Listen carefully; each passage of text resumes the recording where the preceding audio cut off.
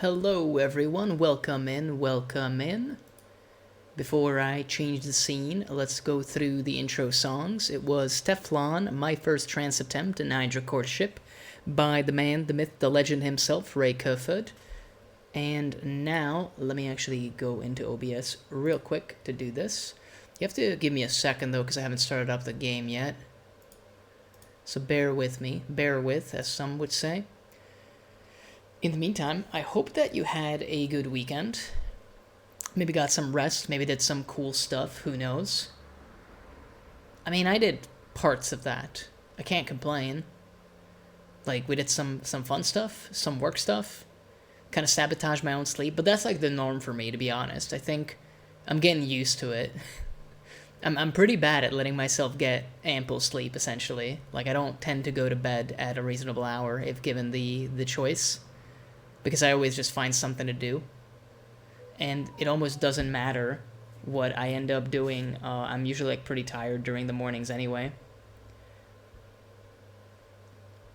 That was my notification, by the way. I was extremely unprofessional, and for once I did not mute. So you'll have to excuse me on that one. I always usually mute, but not that time apparently. We do seem to be in here, which is fantastic. I'm just gonna wait until the little like near crash moment that usually happens when you enter this game. Yep, there it is. There it is. I think it's the item server on the Epic side of things that tends to do that, but I cannot be sure. But let us see. I genuinely don't really know yet what we're gonna do tonight. I was thinking I might do some endless actually on some fun maps and try to grind some XP, for example, for SWAT, since we just recently prestiged that. So I'm thinking we might do that. It could be a fun time. Kind of in the mood for Burning Paris, actually. Let's do that. Yeah, that looks alright to me. So let's actually do that, and we'll see what we can get done. I want to do something a little different in Killing Floor, because we've done a lot of the same, a lot of the just running it back essentially, and there's nothing wrong with it. But sometimes, you know, you gotta put some variety in there. It's also one of the reasons why I decided to do Killing Floor 2 tonight instead of Overwatch, because I've done so much Overwatch last week. I didn't realize, actually. I think we did, in the end, was it like out of the 4 streams? I think it was 3 streams were actually just, you know, like Overwatch in the end. And there's nothing wrong with that, but at the same time, boy oh boy, it could be a little bit, you know, more filled with variety. I need to actually check if Darktide is something that my computer can run, like, properly. Maybe do a test stream if I do end up buying it. Thought I saw a gun there. Because that could be something fun to get into. I usually like melee in video games, so that is definitely something to consider. And it is Warhammer 40k, and I'm a big 40k fan. So, you know, maybe we'll do that, maybe we'll do that. And I don't mean this as like a big warning for anybody, but this might end up being like a slightly shorter stream. Normally I aim for 4 hours with like all of my streams. I have done like shorter before.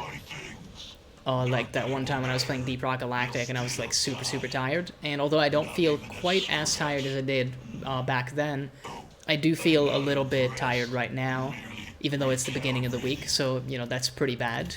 And ideally, that's not how you start your week. But it is how I'm starting mine, apparently. Didn't get much of a say in it. But it's my bad, basically. Again, I kind of ruined my sleep accidentally. So much blood. So I might call it early, at around like 11 p.m. my time, so approximately like 3 hours from now. But we'll see if I have the self-control necessary to do that. And in the meantime, we'll just do some Endless and grind some EXP for our friend the SWAT. But like I was saying, I hope you had a good little weekend. I can't really complain, because I had a little bit of everything. I mean, for one thing, you know, weekends maybe technically don't start on Friday, but that's how everybody like views it. And I mean, I was able to stream on Friday, which I haven't been able to like do guaranteed every time. Usually like I have like 3 streams a week. And it was kind of good to have like 4 in one week. I really enjoyed myself, actually. May have ranted quite heavily at Overwatch, but it was all in good fun. And I mean, hey, I don't hate the game. I still have gone back to grind some more. And I definitely want to get the battle pass done for sure before I even think about like moving to something else essentially. But I can see myself playing it like at least for the dailies essentially, and potentially also like getting into it with some friends because that's usually a good time. And to be honest, quick play can still be rather fun. I do want to, at some point, give competitive, like, more of a shot as well. But pretty much the best part of the weekend for me, like, starting off, was the fact that I had the time available to do a 4th stream, which is also something I've not done before. So that was, like, a new sensation in that sense, which was kind of cool by itself. And then the rest of my weekend was kind of like a given, essentially. I didn't have much of an input on it because I had already pre-planned a bunch of stuff. So on Saturday, because I'm a noted tabletop nerd, like I play tabletop war games, mostly, you know, the mainstream stuff, such as Warhammer Age of Sigmar, Warhammer 40k, and I mean Middle-earth strategy battle game is from Games Workshop, but I don't know how popular it is. I assume it's more popular than a lot of other systems, but it doesn't change the fact that it's kind of weird to refer to it as actually mainstream. I could probably, like, go up through here, right? Yeah, I thought so. But yeah, so we ended up holding a bunch of demo games, actually, with a couple friends of mine on Saturday at a local bar. But it's a gamer bar, so it wasn't, like, completely out of the ordinary to see some nerdy shit there. And it was a lot of fun. We actually were able to get enough space to set up, like, one big table just for playing the game, and one table as, like, a display. And that's actually, like, super ideal. That's not something we've tried before. When we do these kind of demos, we have, like, quite a bit of experience, I would say, at this point, doing that, but it's not something we've tried before when we, like, have a separate display for all the armies, because the way we do stuff is essentially you can come to our table and you can play the game. You can try out the game and some of the armies. Well, in fact, all of the armies that we take are basically brought there just so you can actually try out the game system. But, you know, for that, it helps if people can see the available selection. So what we did was we set it all up on, like, a separate table, invited people over, essentially. We had, like, a couple confirmed guests who, like, let us know in advance, thankfully, that they would be showing and attempting to play the game. So that was kind of sweet. We did, in the end, I think, 4 demo games, because we were able to hold them simultaneously. We separated the table in the middle, essentially, and just had, like, 2 games going on one standard-sized table. So that was a lot of fun. Lots of dice being rolled, lots of models being removed, fun stories being made, always a good time. Can we already go for something fun? I mean, I guess it depends on what we consider fun. We could get the nail gun, and I think we do have, like, a daily for that as well. It's just, yeah, let's just get, like, some ammo for it. I'm not gonna, like, try to do the autofill yet. But yeah, so that was most of my Saturday, because the one downside of holding demo games at a bar is you're kind of beholden to the bar's opening hours. So pretty much we were only able to start at, like, after 4 o'clock, because the place didn't open before 4, which I do not blame them for, by the way. Like, why would a bar open much earlier than that? No one wants to get drunk before, like, 4 p.m. Or if you do, then, you know, you're probably an alcoholic, and you're most likely buying your stuff from, like, the liquor store, right? It's just way more efficient. You're not even going to bars anymore, and, like, I'm not blaming you. It just doesn't make sense to do it from, like, a cost analysis perspective. You can just, you know, have the stuff at home. It makes a lot more sense. But yeah, that's what I did with my Saturday afternoon with a couple friends, and it was a lot of fun. I didn't end up drinking, despite being at a bar, because I was taking the majority of the stuff. So I was going there by car, even though it's not particularly far away. But when you gotta take, like, terrain and all sorts of, you know, nonsense, it makes sense to use a car. If I was just taking an army, I might have gone, like, just on foot, basically, because the place is not exactly very far away from me. Could have walked over there in, like, 15 to 20 minutes. 15 if I'm hurrying, and about 20 if I'm, like, going real slow. I guess with stuff, if I don't want to be, like, super sweaty by the time I arrive, I would have, like, taken, you know, the scenic route, and I would have gone for 20 minutes, essentially. But it would have been fine either way. And it was fine, even so. I didn't mind not being able to drink, like, on the job, if you will. I can say that because I used to do this as a job, actually, with my own little store. Okay, so for the boss, we are gonna get the autofill. I guess we could have saved a little bit of money with that ammo box right there. So that was Saturday for me, and Sunday I had like some other commitments that I needed to get to, because we're also in the process of potentially starting a wargaming club locally, and we have a space picked out, but it's a right mess at the minute. It's in shambles, let's put it that way. And it still is, by the way. We've been trying to clean it up a little bit, and also we did 1 layer of paint on each of the walls. But the place is so messed up that, like, really we're just trying to make it slightly more presentable. If we wanted to truly do it well, then we would have, like, just gotten rid of all the shit in there as it is, and just, like, put up 3 layers of paint after, once everything has been, like, essentially scraped off. But, yeah, that's too much time for us right now, so we decided that we were not going to do that. I always forget how easy the survival, like, hard bosses are. They have, like, so much less health than the normal bosses. Man, that pole, like, I wouldn't say saved my life, but it came in handy, let's put it that way. So I pretty much, along with, again, a bunch of friends, worked around 6 hours on, like, painting walls and cleaning up a place. It was a good time, bonding moments, but, I mean, I'd be lying to you if I said that that's, like, my ideal Sunday, you know? I would have preferred to do almost anything else. But I did get home, and I actually uploaded the different VODs from last week, all 4 of them, in fact, which I'm very happy about, that I was still able to get to do that. So actually, all the stuff from last week, like all the streams that you may have seen from last week, or maybe you missed a couple, will be going up over this week to the VOD channel. One of them already went up, actually. So, you know, if you missed anything, and the thing is, like, right now, because I'm not yet affiliated with Twitch, my VODs only, like, are on the platform for about a week, I think. Technically 8 days, I think, if we want to be, like, super exact. I'm not gonna kill him here, because we need, like, some stuff for the area. So you might miss out on some stuff if you basically, like, forget to check the Twitch side of things, or you don't have the time.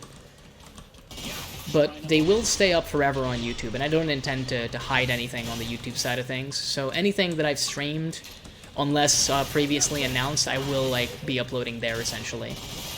The only possibility that I could, like, imagine where a VOD doesn't go up is if I'm collabing with a friend of mine who is, like, not comfortable being in, like, a recording, I guess. Like, maybe they don't mind being live if I tell them my view numbers. They'll be like, yeah, that's okay, but perhaps they're, like, a little bit more concerned about, oh, like, this could potentially be, you know, online for years and years to come. And in that case, I might get rid of it, basically, in the future. But, like I said, I would probably announce that in advance. Like, I would let you guys know right away, where it's like, hey, like, this is gonna be, you know, a live-only stream, essentially. I have forgotten that in Endless, you start seeing a lot more elite crawlers and stuff as you keep killing the bosses. Like, this is number 3 right now. I did get the area, which is kind of nice. But yeah, I don't think many people care, and I think it's totally fine that they don't. But I like having, you know, a nice and tidy VOD channel. It like, I don't know, it's one of those weird things that makes me feel more mentally secure, because I'm like, yeah, it's all in order, and I don't have to worry about it. So it gives me some amount of satisfaction to have that. So I'm very happy that I was able to do that over the weekend, and that's kind of the thing. That was my weekend. Other than that, I basically just slept in, tried to take care of the few things that I had going on, and that's about it. I was gonna say maybe we can like pick up the Chris, but we'd probably want the G36 anyway. And with that in mind, I'll probably, like, save some dosh for it, because we seem to be doing okay right now with this. It's so funny that we don't yet have the massive ammo reserves that SWAT is essentially known for. We're still too low level for that, but we are coming up a little bit. It took me a very long time, by the way, to figure out a stream title, because what I like to do is, for Killing Floor, I like to put in some edgy lyrics about like, I don't know, some metal or punk rock song, potentially, if possible, referencing murder, because, you know, you do a lot of murdering in this game.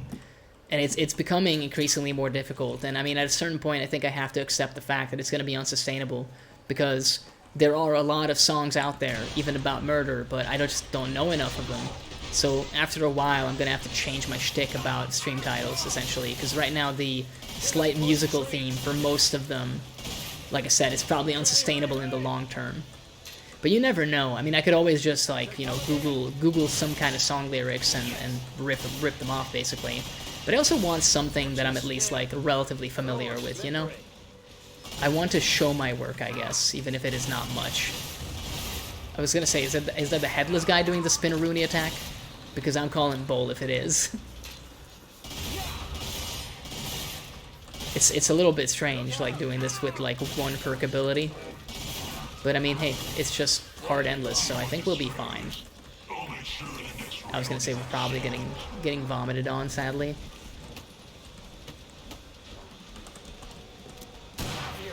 We can do the takedown. It's no biggie. We just need to remember to do the takedown. I don't know how far we'll be able to push with, like, such a low-level perk right now. But we'll give it our best shot, essentially, and keep shooting the shit alongside it. So basically I need to figure out a new thing to do with the stream titles, because the whole lyrical references can only go so far.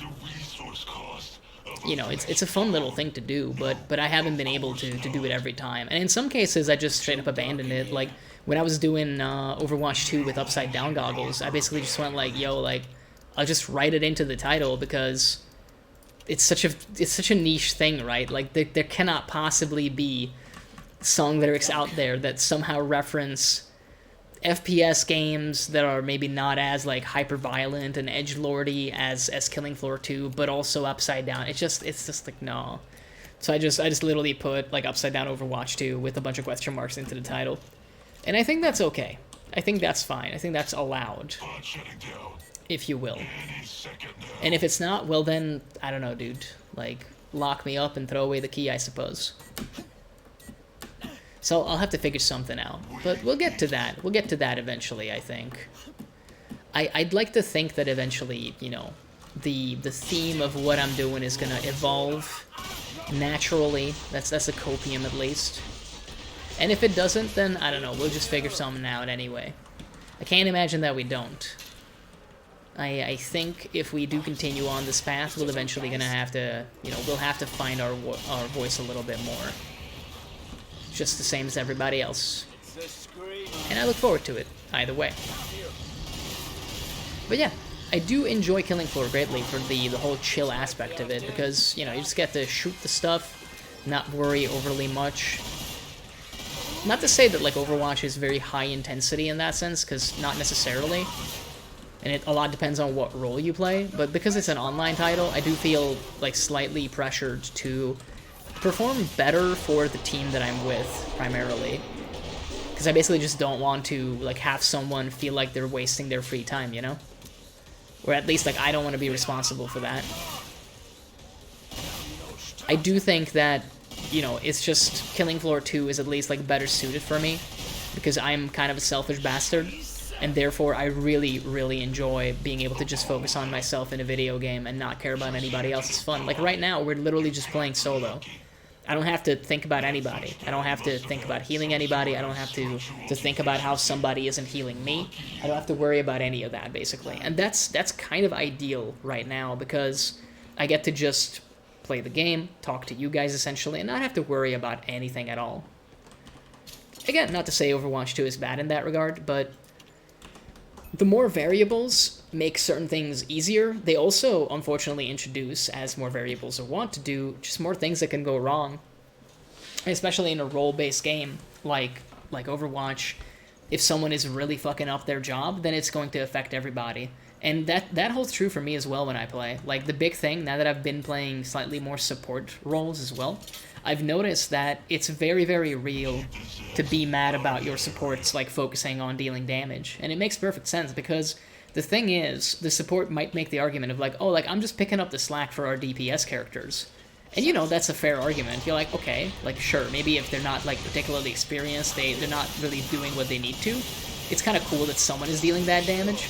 At the same time, the problem is, like, you can pick up their slack, but there's no way in hell that they pick up your slack. Because a lot of DPS characters cannot even heal, right?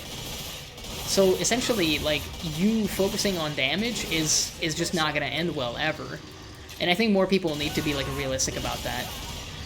And it's been so long since I've played, like Endless with the areas. Okay, let's kite a little bit, at least. Okay, we might have, like, a slight problem here. No, I think we might be good. I would have preferred to kill the Scrake, like, down there, obviously. But with a bunch of quarter pounds behind me, I'll just you know, get rid of him, essentially. It makes the most sense to do that. We're not really utilizing our passives right now. Well, our one passive. As long as we don't really get grabbed, I'm kind of happy either way. Kind of wish that they would, instead of doing the Pac-Man thing of coming at me from different angles, all just kind of bunch up behind. Just let me get down there, man. That's it. That's all I want to do. There always has to be one guy who is, like, kind of in the way. That's a little far away, but I think we can get him. I don't know if the last guy's going to be worth 8 dosh or not, but hey, I guess we'll figure it out. No, it's a Claude. Probably not. Actually, he was. Interesting. I don't know the values for all the different Zeds, despite the amount of time that I played. I just know that it changes based on difficulty as well.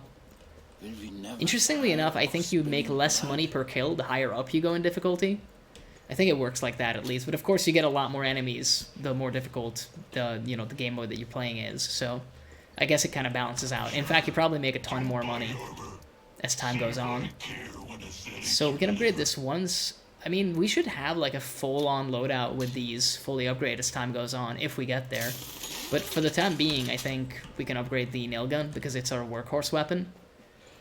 And also because we literally could not afford anything else. I guess maybe if I had just focused on ammo boxes, we might have been able to upgrade the G36C, which would have been good, because it's what we're going to use for the boss fight, actually. But hey, it's too late now. We're locked in. We're committed now. But yeah, I don't really know yet what my main deal with the streaming is. I have a lot of fun doing it, for sure. And it gives me, like, a good excuse to play video games just slightly differently.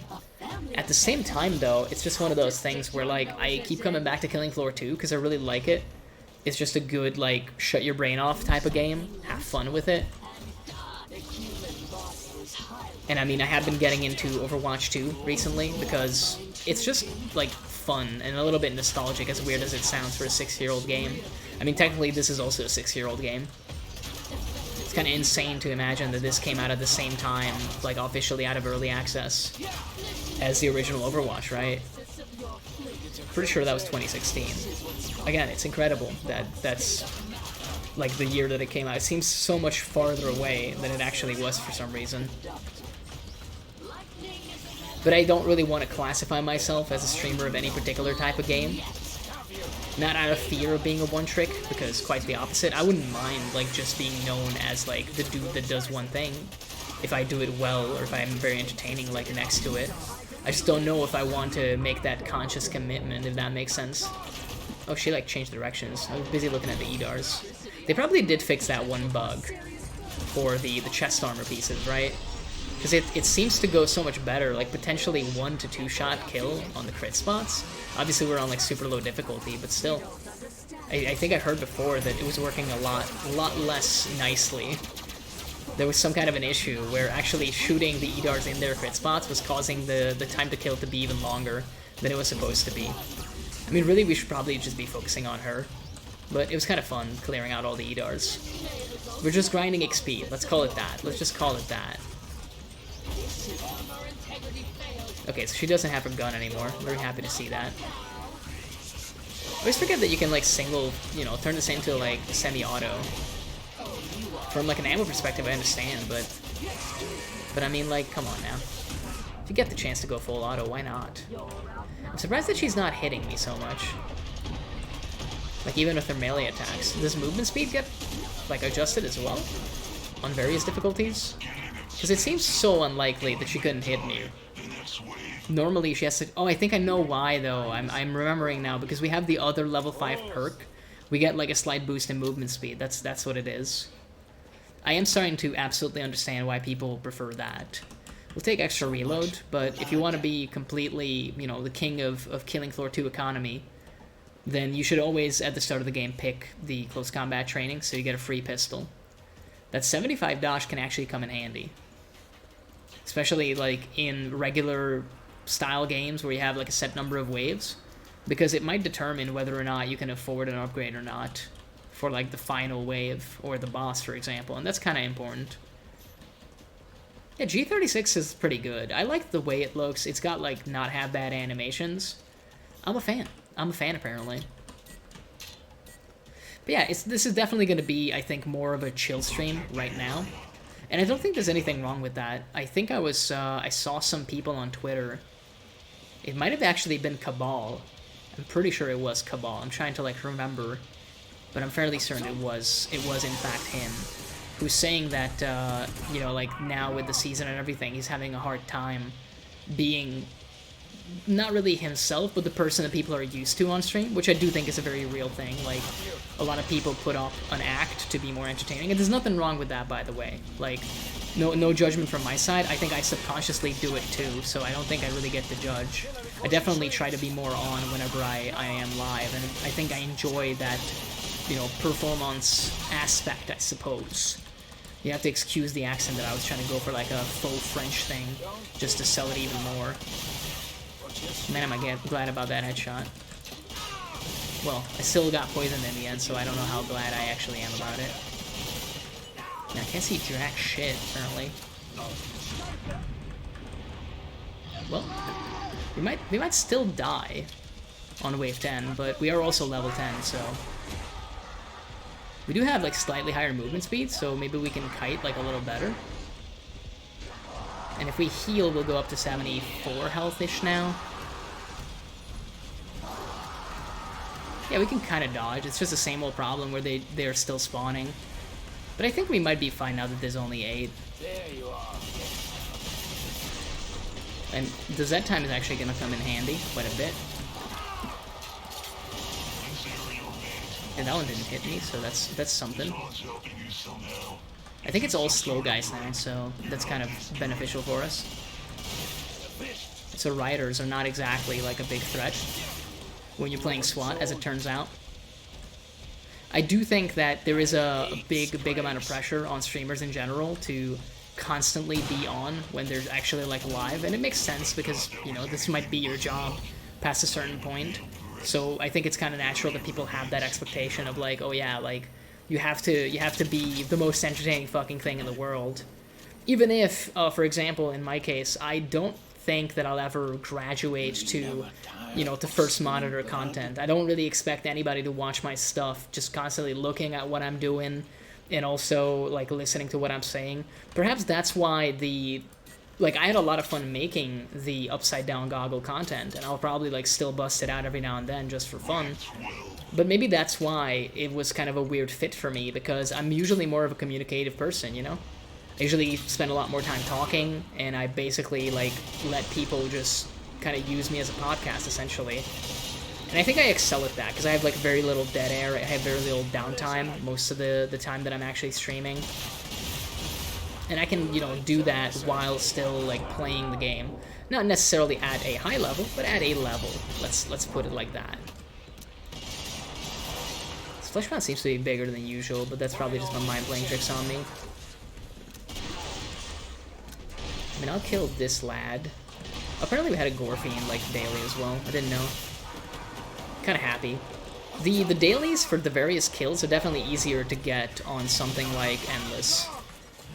But the damage gets, like, ramped up quite a bit, so that is something to consider. Can I please just stun you? I don't care about the gore fiend, I just want to, like, try to get the damage on the fleshpound at least. We do have to be conscious about our ammo usage. There are plenty of ammo boxes, but we do have to remember to pick them up. Can we interrupt this lad? I think we did. Nice. It's taking a lot of ammo, but we are doing it. I think higher level SWAT definitely does better on something like Endless, because those massive ammo reserves, sure, they cost a lot to fill back up, but they do come in handy when the wave, like, starts becoming rather big. I should, like, shoot you in the knee, actually. I guess like, friendly fire killed the other fleshpound, because I don't remember dealing with it. Yep, but he is gone, interestingly enough. But yeah, I think there is definitely an expectation for certain streamers to put their best foot forward and make sure that they're doing the absolute best in terms of entertainment value. And I don't think that that's necessarily a bad thing, you know? I think past a certain point, it makes realistic sense to have high expectations for people that are making so much money on the platform, it only makes sense. Like, if you have a couple thousand viewers, then obviously you have that view count for a reason, right? People, like, really like what you do, whether that's being really funny or just having really good gameplay or anything else in between. Not to say that view count, like, has to correlate with quality, but until a certain degree, I think it does.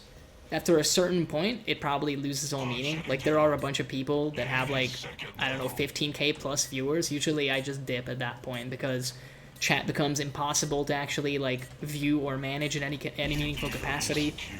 And the stream quality is not really improved by it, so maybe I'm just, like, really picky, but I don't tend to actually like the giga streams, the massive, like, biggest people on the platform. I'm usually just like, yeah, I'm okay with just like the in-between, or even I kind of prefer the smaller ones anyway.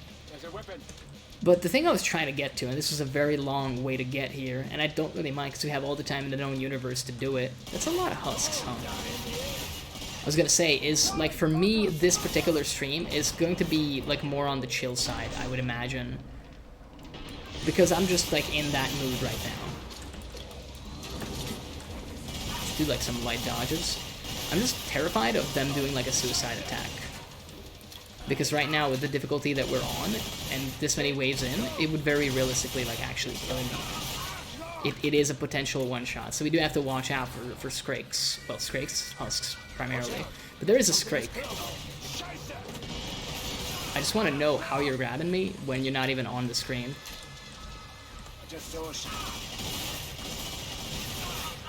Bro, all the small stuff gets so annoying. We're probably gonna get vomited on. Yeah. That's a lot of damage over time. I mean, the areas are gonna be the death of me if I keep, like, attempting to do them every time. That is something that I will have to consider past a certain point, but I really want to do them, if at all possible. Because the XP that they give does add up over time.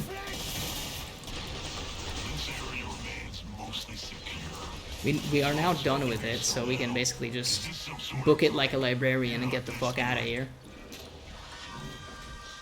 There's also not that many guys left anymore, so I can take one hit. In fact, if I heal, I can take more than one.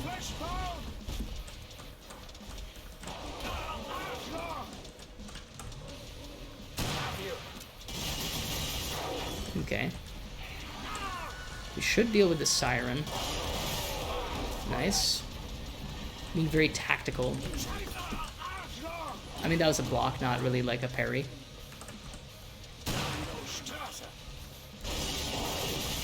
At least he didn't do, like, the head block thing. And we can still finish him off, essentially. Yeah, we are getting into, like, waves that are definitely, like, higher than our levels. So the XP gain is tremendous, but it's going to be a lot more difficult to get him done. Not impossible, mind you, but just more difficult. Oh, 2 riders even, okay. They were all bunched up. I didn't see the second one at all. But yeah, I do feel a little bit under the weather as well, which is one other problem that I have. It's been getting a lot colder over here, and unfortunately, you know, we were working in a space that isn't really heated, which is not that much of a negative. But you're working with paint, you kind of want to ventilate the area a little bit every now and then to make sure that you're not really just, like, taking in the paint fumes. And it does mean that you're losing that precious heat that feels wonderful.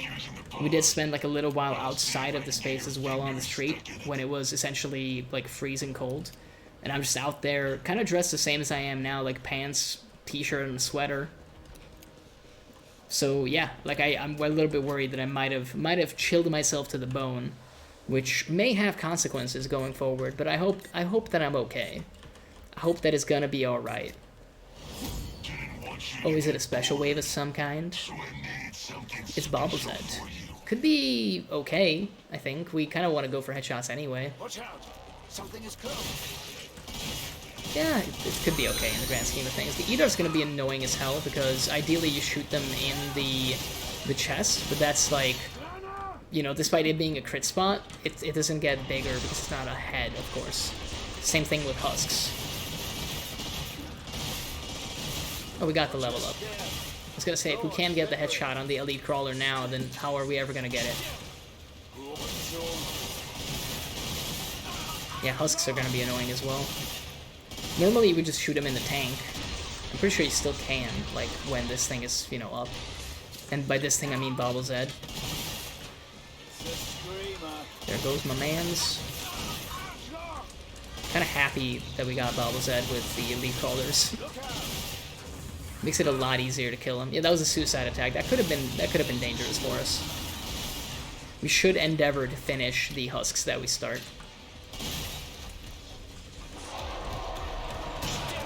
Well, that's a very lame thing.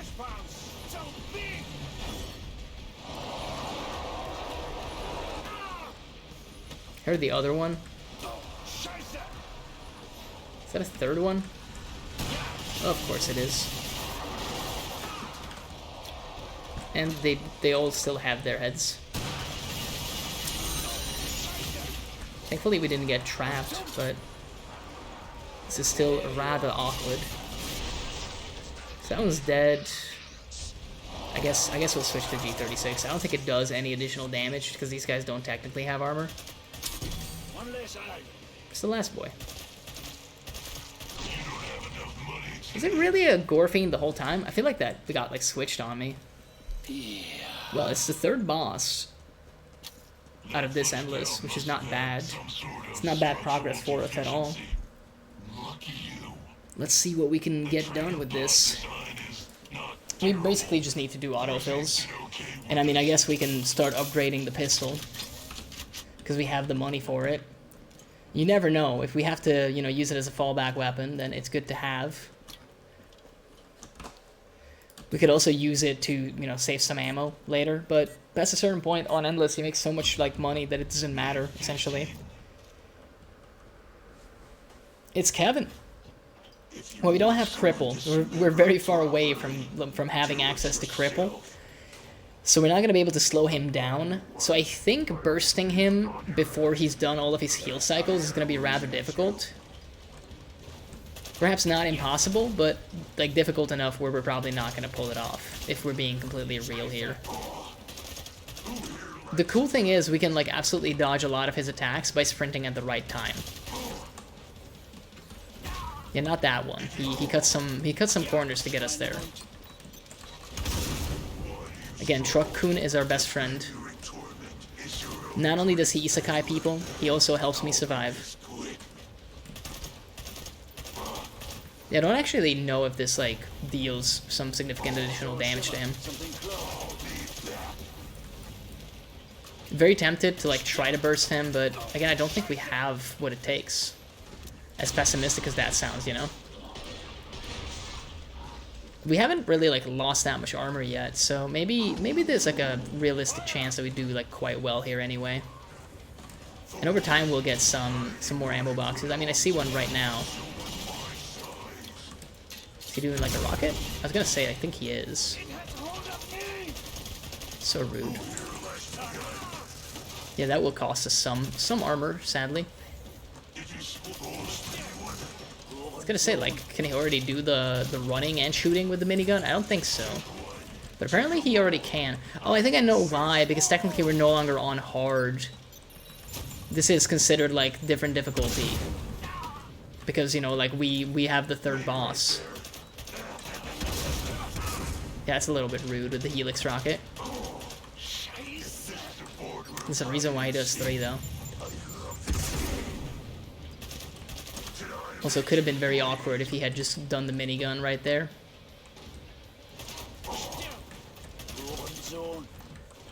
Playing it very cagey right now. Again, if we're not gonna finish him, though, like, there's no real reason for us to waste, like, any more ammo. Such a big wave. Big wave of stuff. It's not even the size of the wave, it's more that they spawn so close to us.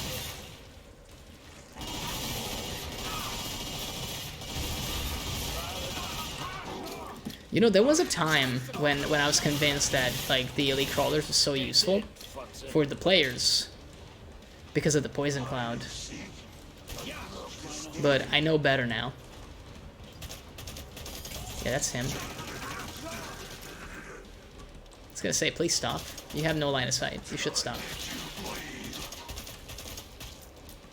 So he's healed 2 times as of now, right? He still has another heal up his pocket. Again, the thing I'm scared about is him doing a minigun after that attack. But I don't know how fast his animation is going to be on that. So this is gonna be like the last heal that he gets. I think we have enough to last the fight. And we still have a little bit of armor left, so I'm kind of feeling good. Could be better, could be worse. I'll be very happy if we like manage to pull it off at level 10. It's not outside the realm of possibility, obviously. I mean, as we established, if you're a good enough player, you could like do like hell on earth with a level 0 perk. Although you won't be level 0 by the time you get the boss, because of the sheer amount of XP that the game will give you for that. Let's say, is there a guy behind me? But no, there wasn't. I want to check something. Yeah, you can kind of use the laser sight to figure out where he is. I don't know what was going on with his animation right there. That was like a very bad hit on his part. I got some damage markers, but it took 5 armor. Like, not a lot. He's not really cloaked, Shah said. He's not actually cloaked. How many are you doing? 7? My god. Pulling out all the stops. Okay, so he's in like his final rage now. Kind of happy that we nearly went down into the subway. Nice. We're gonna use up a lot of our money just to buy ammo, but that's what it is basically. That's how SWAT operates, so I don't think we get to be surprised about it. It's just one of those things that we knew from the start and therefore have accepted. It's part of the terms and conditions. Let's see. It was actually not as bad as I thought, incidentally. Give me about a moment, I want to check something.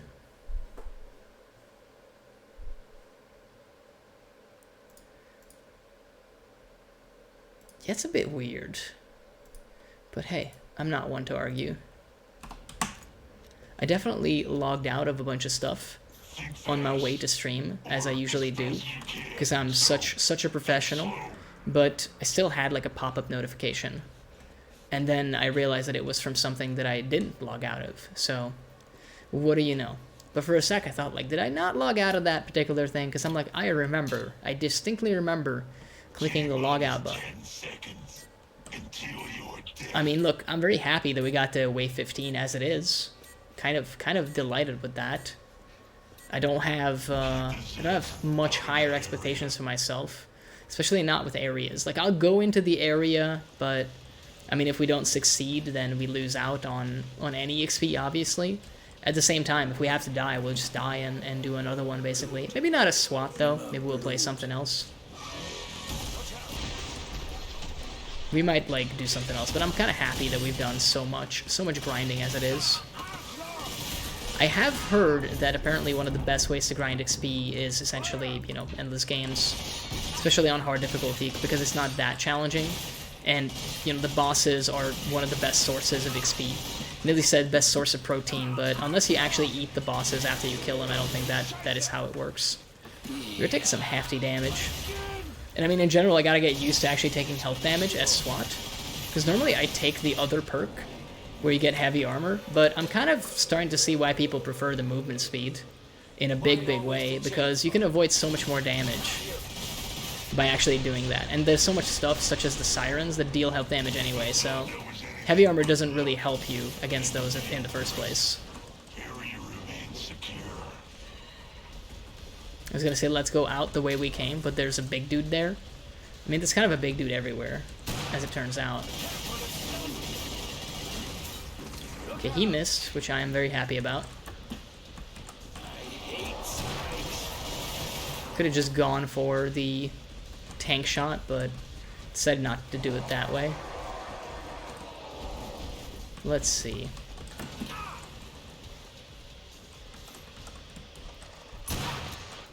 We popped some. Apparently there's a secret there. I wouldn't know. I'm pretty sure I got like the 10 secrets on this, but I'm one of those weirdos that plays on the epic version, so there's actually no reason to get the collectibles on any maps. Why is this guy so like bruised up? I don't remember shooting you. I don't think I did shoot him. Maybe he took some damage from his Fleshbound friend. Because that dude was mad before we got to him. Oh yeah, I do need to go a little harder on them now. I keep forgetting that as the difficulty like climbs up a little by, little by little, their health does increase. Like a couple waves ago, that amount of ammo would have been enough to kill him. And that's the mental like thing I was used to. Like in my head, I'm like, oh yeah, that should be enough. But clearly it wasn't. It's better to just go ham and reload after, pretty much. It has been a super long time since I played any Endless. It's kind of good to be back in it.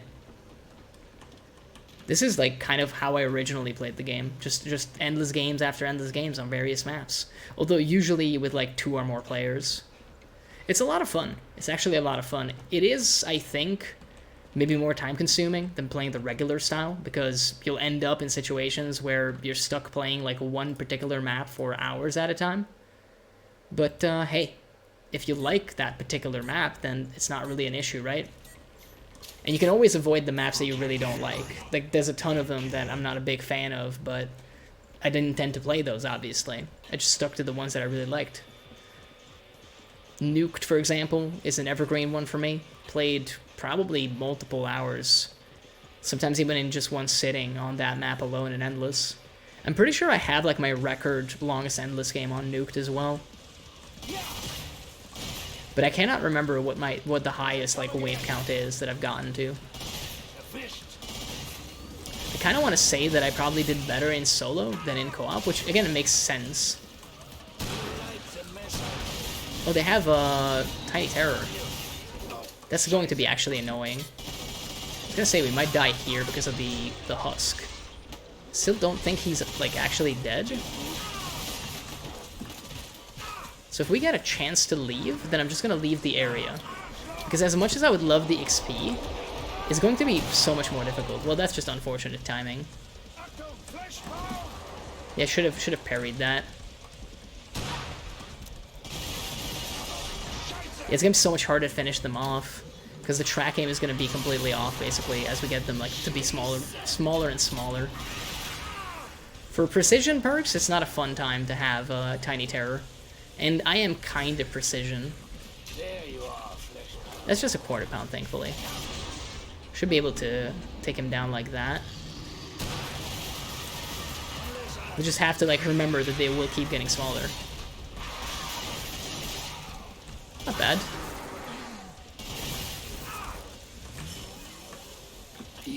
There's a really tiny bloat in there somewhere? Oh yeah, there is! Okay, I see him now. I was about to say, like, what vomited on me? Never seen a rider vomit before.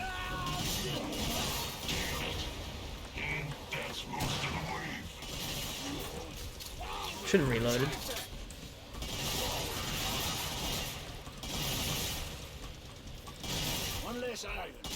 Yeah, I was gonna say eight nails are not gonna be enough. I mean, in the end, it worked out. Not necessarily the most elegant wave we've done, but you know, we did survive, and that has to count for something. We should probably like, can we even upgrade the pistol any further? I think we might be missing one more like upgrade on it. Haven't been using it, but you never know. We should upgrade it for good luck. At least upgrade it for good luck. Armor will help you keep your insides. Oh yeah, that's the important one. The 1500 Dosh upgrade for the pistol, so now we have a +5 pistol. We might as well use it as our primary weapon, clearly. Clearly it is the best thing in our arsenal right now. But yeah, I think you can clearly tell though that like I'm not so on, and I hope that's okay. I hope that's like fine in the grand scheme of things. I don't think I can be on all the time. I don't think anybody can. That's just one of those things that you have to accept. It took me a while to admit that that is something that I even go through, and also like yeah, that it is something that will just happen, kind of outside sometimes of what I can influence. Sometimes you just feel like a little bit more low energy, maybe not even from like an actual physical like reason / explanation. It might not be because of a particular reason. It might just be like, oh, like it's just one of those days. But I think ideally, you know, that's not like an issue. I think a lot of people stress about it quite a bit, and it makes sense that they would. Especially like, you know, in entertainment, which is basically like this, you know, streaming thing is literally just entertainment. Let's see. We just have a lot of flesh pounds and quarter pounds now. I would love to kite back and kill like 1 or 2 of them. So I think they're coming from that way as well, so I'm going to take the long way around. Obviously the big downside, this is where SWAT starts performing a lot worse. Obviously, like, flesh pounds in general are a little rougher, but it's more so the fact that because they're alternating their rage, so like a different one is raging at a different moment in time, it's very difficult to coordinate like any kind of takedown. And I mean, the fear that we have right now is exactly this, which just happened. We were able to take the guy down, but as we're trying to leave, like a guy pops up in the doorway. That's always going to be the worst possible thing that can happen to us. And of course, this is another one where it's like, yeah, those 2 guys essentially just waited around and are now like beating the shit out of us.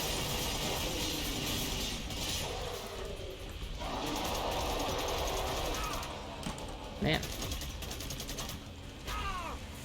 I would once again go out. Apparently, just to get the area, I need to kill, like, every last fucking flesh pound on the whole map. Kind of insane. Because we mostly started in there in the first place, and I don't think we got, like, a lot of kills outside of it. But, I mean, 440 Dosh's worth of kills is quite a bit. Man, it's not gonna do much.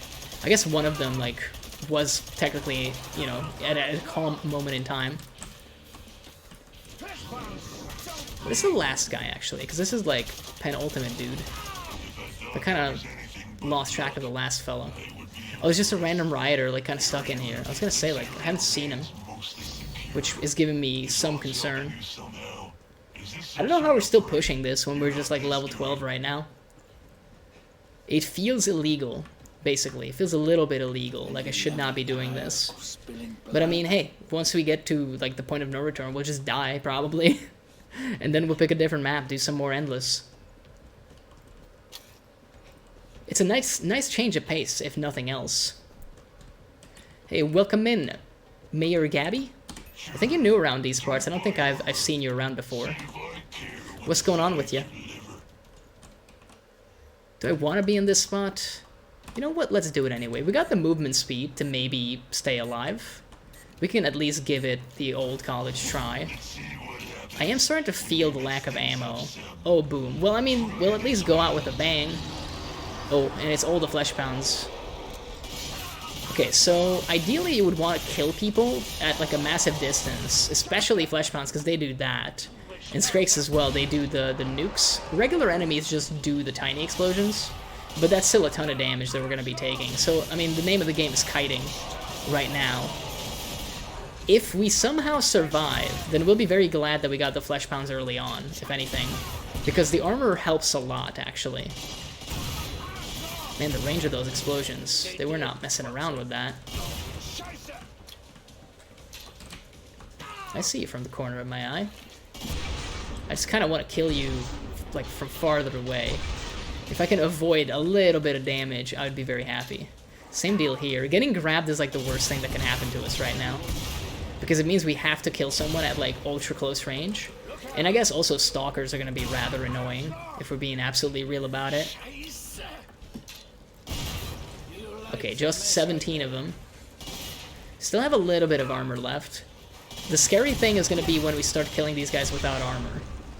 Because the explosion damage is, like, actually ridiculous when it just hits your health straight up. But I'm kind of like hopeful that we might be okay, despite the fact that, you know, there's a lot of stalkers now chasing us. See another one in there.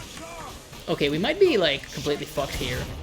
Yep, because they just body blocked me. I was gonna say, like, I was trying to gun for them, but I apparently missed the 2 of them that just snuck in.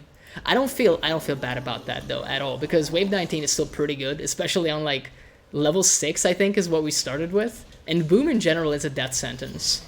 It's pretty awful. That was a good grind. That was a good grind. And I mean, I had fun with it. Let's see. I'm kind of curious about the number of kills. Like, not the personal best, but just in general. We got like 23k XP. Like, that's not bad.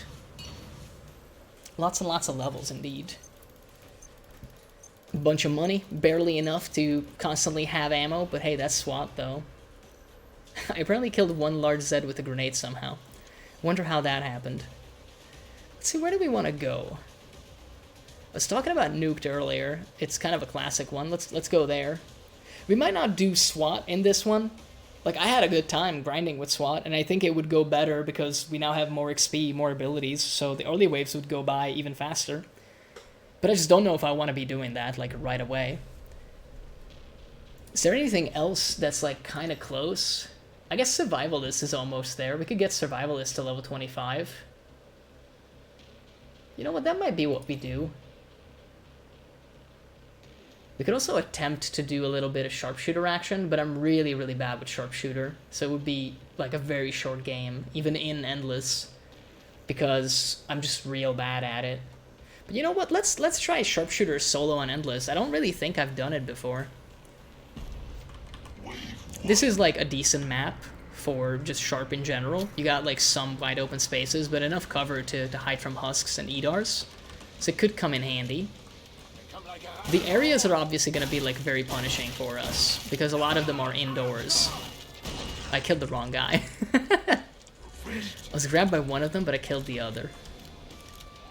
Yeah, we gotta have, like, some spatial awareness. It's not enough to just, like, shoot the crap out of them.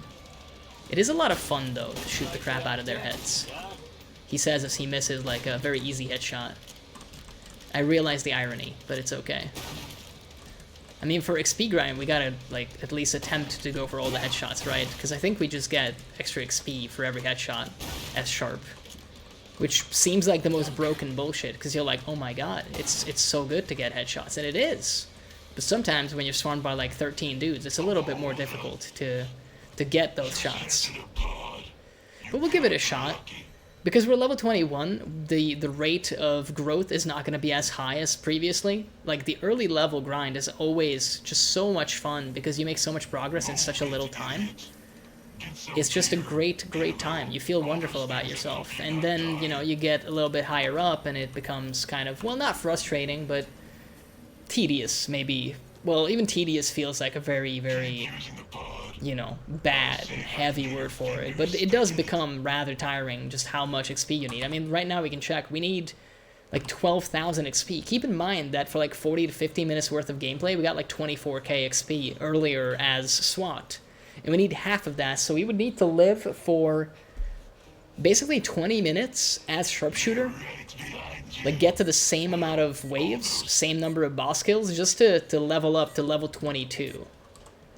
So the exponential, like, increase in terms of XP demand is so large. It becomes crazy as time goes on.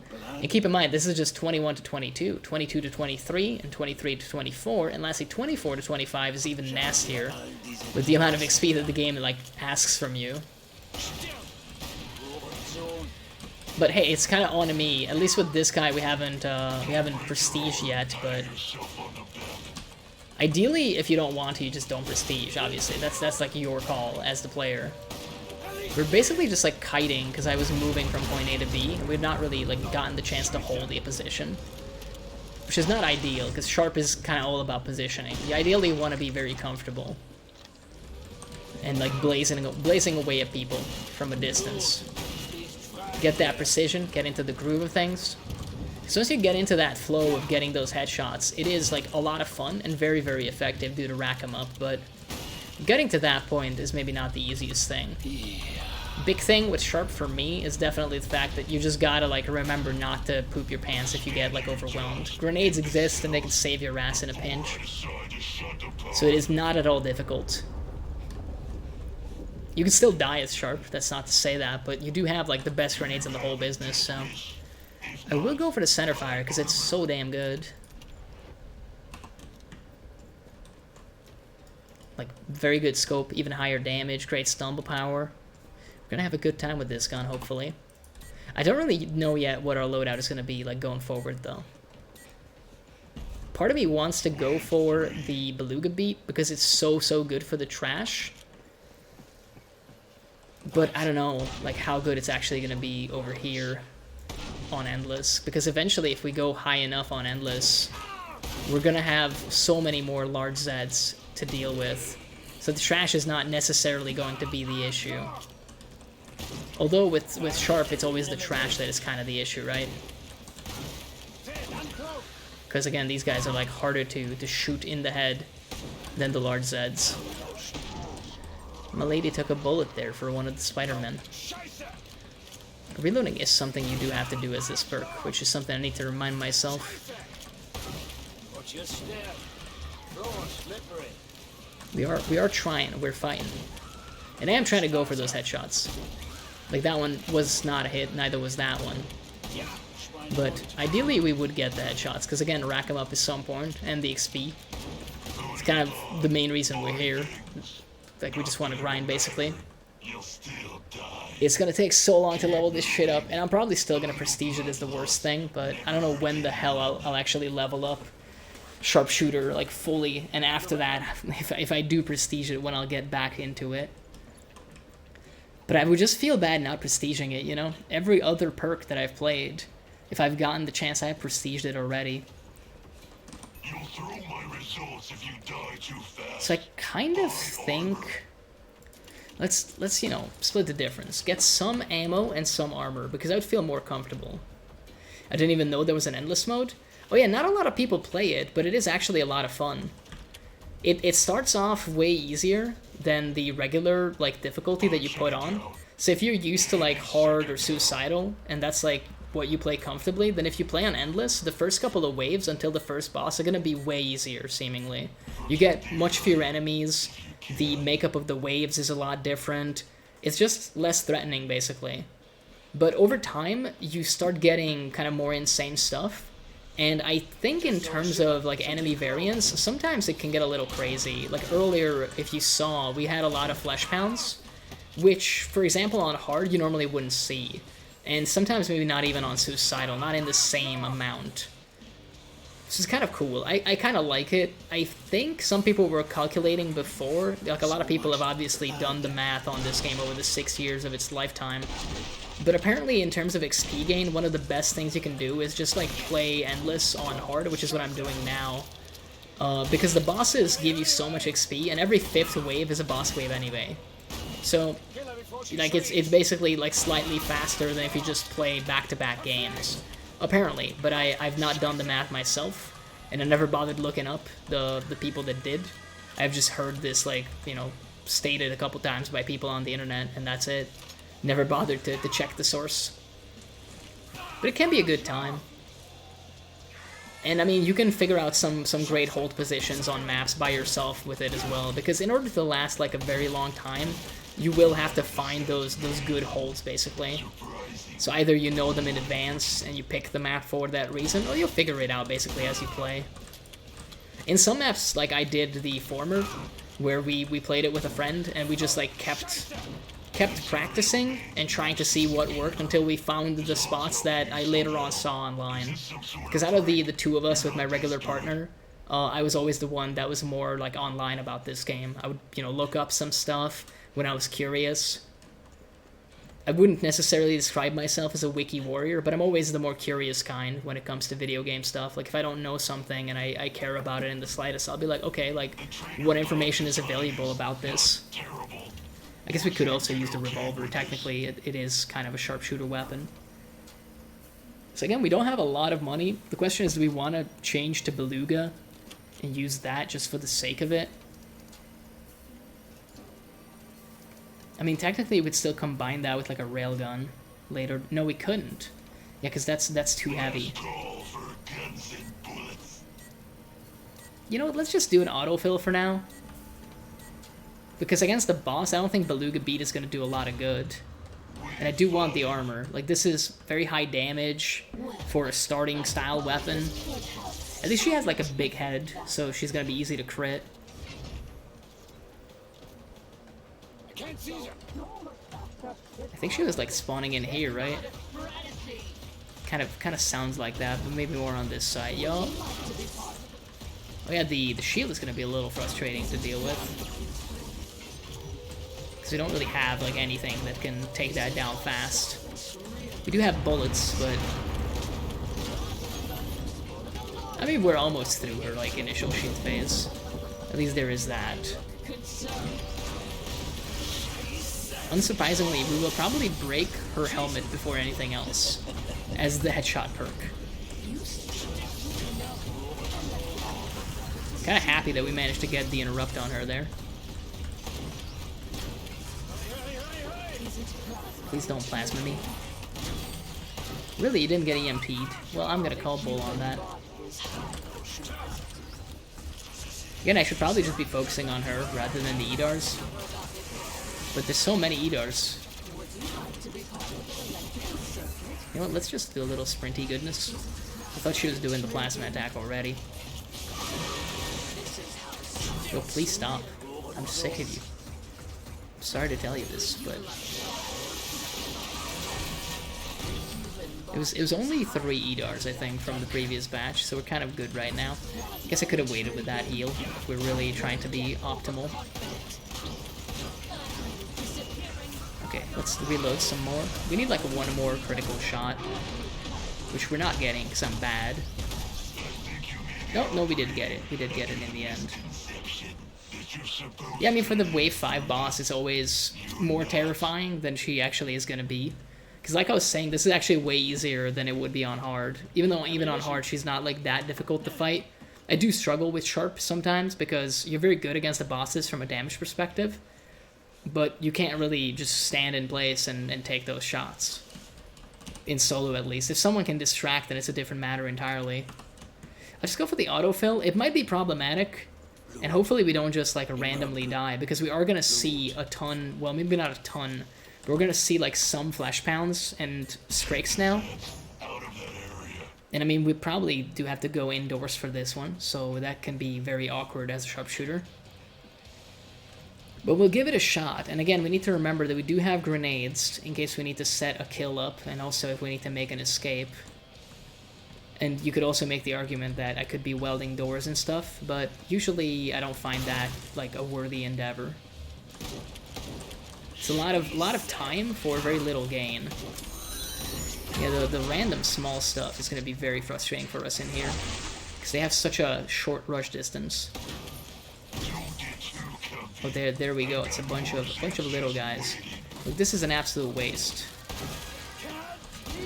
Especially because one of them just decided not to like get frozen. Apparently, the AOE on that is always a bit weird. At least we didn't get a grab, so I'm kind of happy about it so far. Oh boy, a weapon. I mean, hey, we're kiting with the best of them. Kind of happy that that was a one-shot. Well, hopefully, yeah, I was gonna say we get an exit from that. Almost done with the area anyway. If at all possible, I would like to get some of the small boys. Nice. And now we can just kite if we want to, which we probably will. Still spawning, huh? There's only these 2 guys left. Again, we don't really need this, but it feels so much more comfortable to do it like this. These freeze grenades are so crazy good. I should not be so liberal with them, because later on I will get in trouble for that. It's only so many of them that you can have, which is the big problem. You do run out. And I think better is an oh shit button, because ideally you can just, well, if you're really good at the game, which I am not for the record, then you could just get the headshots on the big stuff anyway, and not really like worry about it. I think we can break this up as well, just for the sake of it. So what do we actually want? We can combine this with the railgun, or we could combine a crossbow with a railgun, but I don't really see the point of that. Let's go for the rail. I think you can still upgrade it. And if we really need to, then that's always an option. We'll use that against the big guys. We'll use this against the small guys. We could try this outside spot, but there's a lot of spawn points everywhere. So again, the small stuff is going to be like very, very annoying. Wave 7.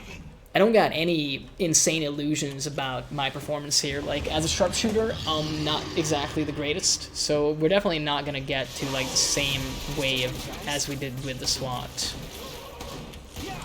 And I'm not trying to be negative, it's just like a fact. I've played a lot less sharpshooter than I have SWAT. And I think SWAT is generally like a little bit easier too, because you do have to be precise, but you can get away with the track aim. So it's kind of okay in the grand scheme of things. I do think I'm very quick to actually get to kiting as the sharp, and that's maybe not, well, not maybe, that's definitely not good. And it's so weird to have a railgun that doesn't have a healing dart. Oh, we have the homing thing. I don't want the homing thing. So I think homing does less damage if you have the homing version on, right?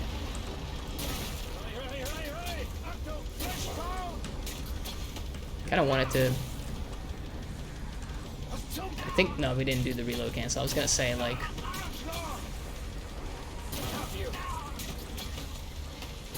I was going to say, why can't I move? I'm not grabbed. I mean, we shouldn't railgun basic ass enemies. It doesn't really make sense. Do need to remember that we can like load this gun in between. Wow, that was a set of very bad shots, huh? You know, sometimes it's really good and sometimes it's really bad, apparently. A little bit of distance helps though. Lessens the stress. I was gonna say, like, the rockets are gonna be annoying because I was gonna do some target practice. No. I don't see how that's any faster. I mean, I've messed it up every time so far, but I still don't see how that's actually faster. I guess because normally you wouldn't wait until the end of the attack animation. So let's, like, do it again. Yeah, no, it's... I got it, yeah. I did this before. I think I figured it out before. It's something we're gonna have to do. I don't mind reload cancel mechanics in video games, but they are like some of those weird things, right? Like, I understand that they exist in almost every single game, and sometimes deliberately. I would say probably in Killing Floor that it's a deliberate thing that it exists as a strategy. Because it's a big homage to a bunch of other shooters that have like similar mechanics. I guess we will do the area. I don't think it's worth like reload canceling this. It doesn't seem like it would be worth it. It's a little faster, but not by that much. I thought I was around the corner, but thankfully they missed anyway. I don't want to kill too many things. 440 again is a big number. I don't know who I stumbled there, but apparently I just stumbled somebody. There are a bunch of stalkers. This is more like a note to self. I do have to reload. That's probably the same Edar that we still haven't killed. It looks like I stumbled him earlier.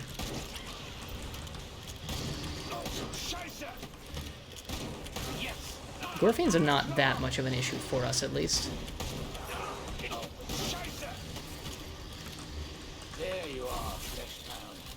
Okay. Let's get some kills. We don't really have to switch for the quarter pounds. Okay, we can actually go back to kite. I don't know why I keep going back to kite mode as sharp, when really, I think if we just set up someplace, we'd probably do better, but I don't know, it's just how my brain works. For some reason, I get into the habit of, like, running away. I feel more fragile than I actually am, I think, with this perk. But it is kind of fragile. Yeah, okay, but again, the cancel is not, like, that difficult to do. But I do need to remember to actually do it. Will we never tire of spilling blood? I thought I learned how to do it a while ago. So I think it's a little bit like riding a bike, you know? Once you get it down, you can probably, like, do it on demand quite feasibly. But I can't remember the last time I really used the regular railgun. It has been a long while. mean, if we're gonna upgrade anything, I would definitely go for the railgun, even though it's more expensive. I feel like, again, like, since we are now getting almost into the double-digit waves, we're so much more likely to see big Zeds. So the horde stuff is gonna be annoying, but the big Zeds are gonna push us around, pop up in unwanted places. We'll have to deal with them, essentially. And at that point, we might as well have a gun that's better against them upgraded, you know? At least it makes sense in my head. I mean, ideally, if we remember the reload cancel, and we also remember to actually do it. Okay, well, I don't want to run into that. Is there a possible other way that I can go? Because I don't mind the bloat, but I don't think I can, like, walk past him, really. As long as there's no grabby boys, I think we're good. I mean, we couldn't weld that even if we wanted, and I've stated my opinion on welding earlier. We're already seeing, like, more, you know, gore-fasts and gore-fiends than stalkers and crawlers, which I don't really mind that much, because they're a little bit easier to headshot than these ladies. Man, I'm hitting this man is apparently impossible, but probably because I'm bad more than anything. Hey, that's the bloat that was chasing me earlier. Yep, that does look like him. I like how I was doing so much better on the headshots last time with the SWAT, but I mean, headshot as SWAT is not exactly difficult. We could probably just get these guys with, you know, the centerfire, but we can also just do this. I didn't reload cancel that time because I didn't know if I had anything else kind of like medium to big to shoot at, so it didn't really seem worth it.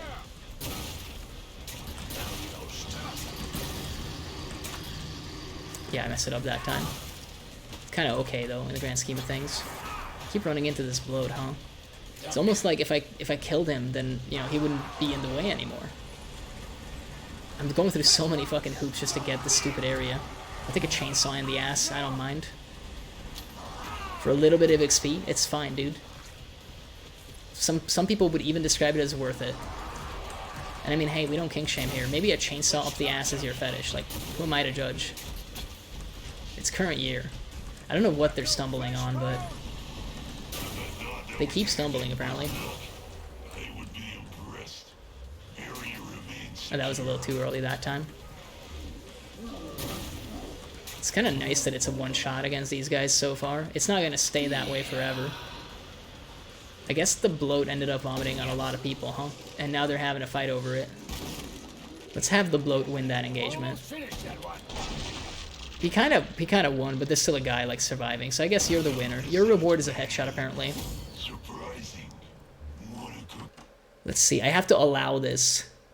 Apparently, up the ass is covered by auto mod. Chainsaw up the ass has to be someone's kink. I would assume so. It's kind of a fucked up fetish if it is, because I feel like it's something that you can't properly enjoy multiple times, but maybe I just lack the creativity.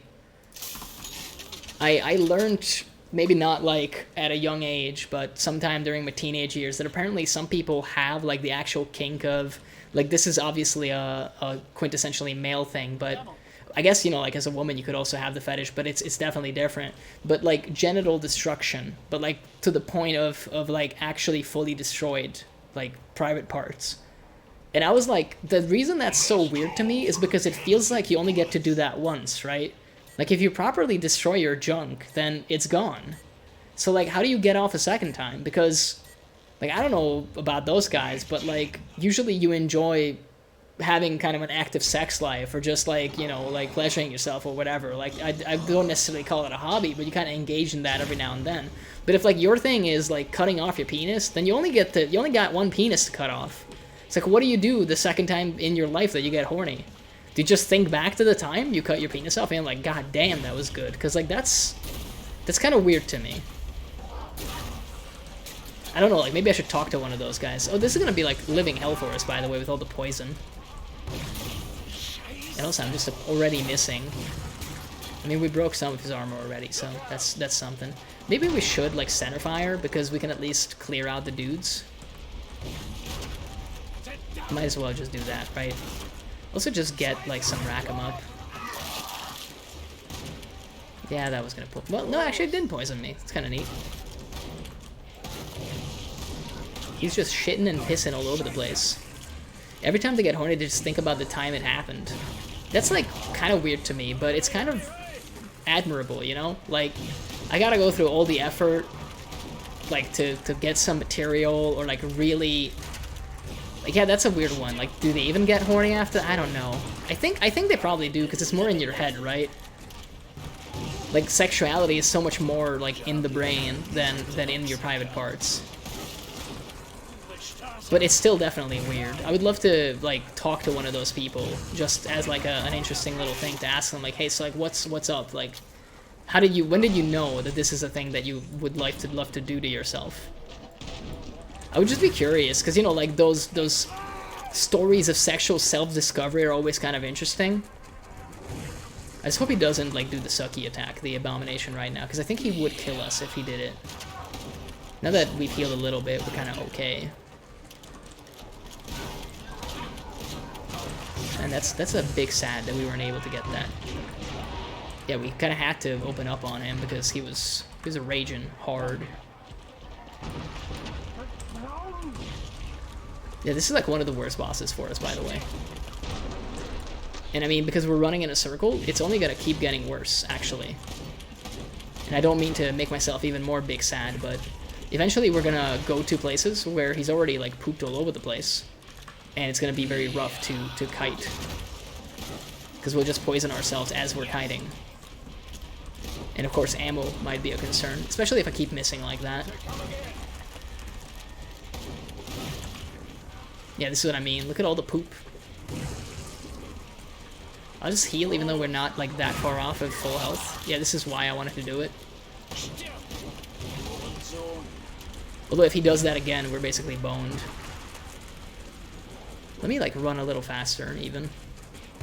If we're not shooting anyway, then I might as well. I hate this boss. Yeah, he used to be like a much bigger joke. And they adjusted him, I want to say like half a year ago. And he's kind of frustrating because there's still a bunch of perks that kind of laugh at everything he does.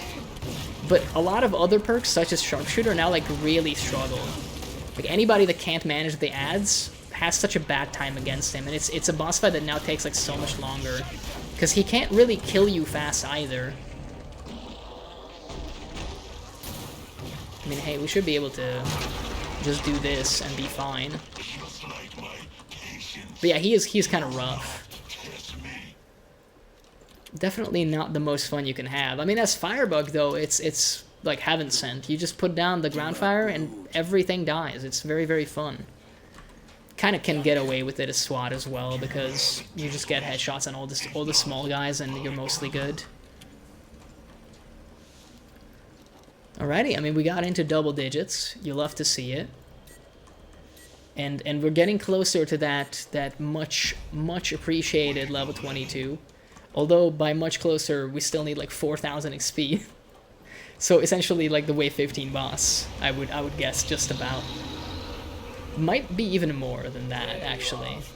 Can we do this without him raging? Oh, really? You're gonna tap me right there. I was gonna say, like, please let me... Kinda did like the nice reload cancel there. I'm very proud of myself. I mean, I don't want to fight these guys with the railgun. Seems overkill. We'll keep that for the big lads. Let's try to be reasonable. I'm not made of money. Like, railgun slugs are expensive, man. In this economy, being able to afford that for killing clots? No. We're entering a global recession. Like, no one can afford that. The one time that Poison Cloud might have been handy, kind of, I still decided to go for the headshot. But we've established before that the Poison Cloud just isn't that useful, like, ever. You might lie to yourself and believe that it is, but generally speaking, it's really not worth it. Especially if you're in it, like, it's gonna be so much more annoying for you. I was gonna say, they have to, like, still be back spawning, because there's still plenty of them in the wave.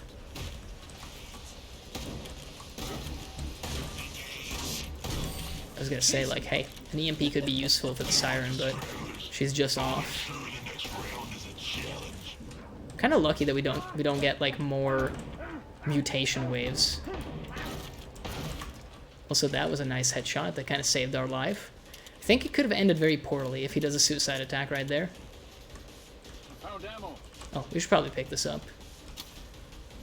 Let's see. Why always the chainsaw?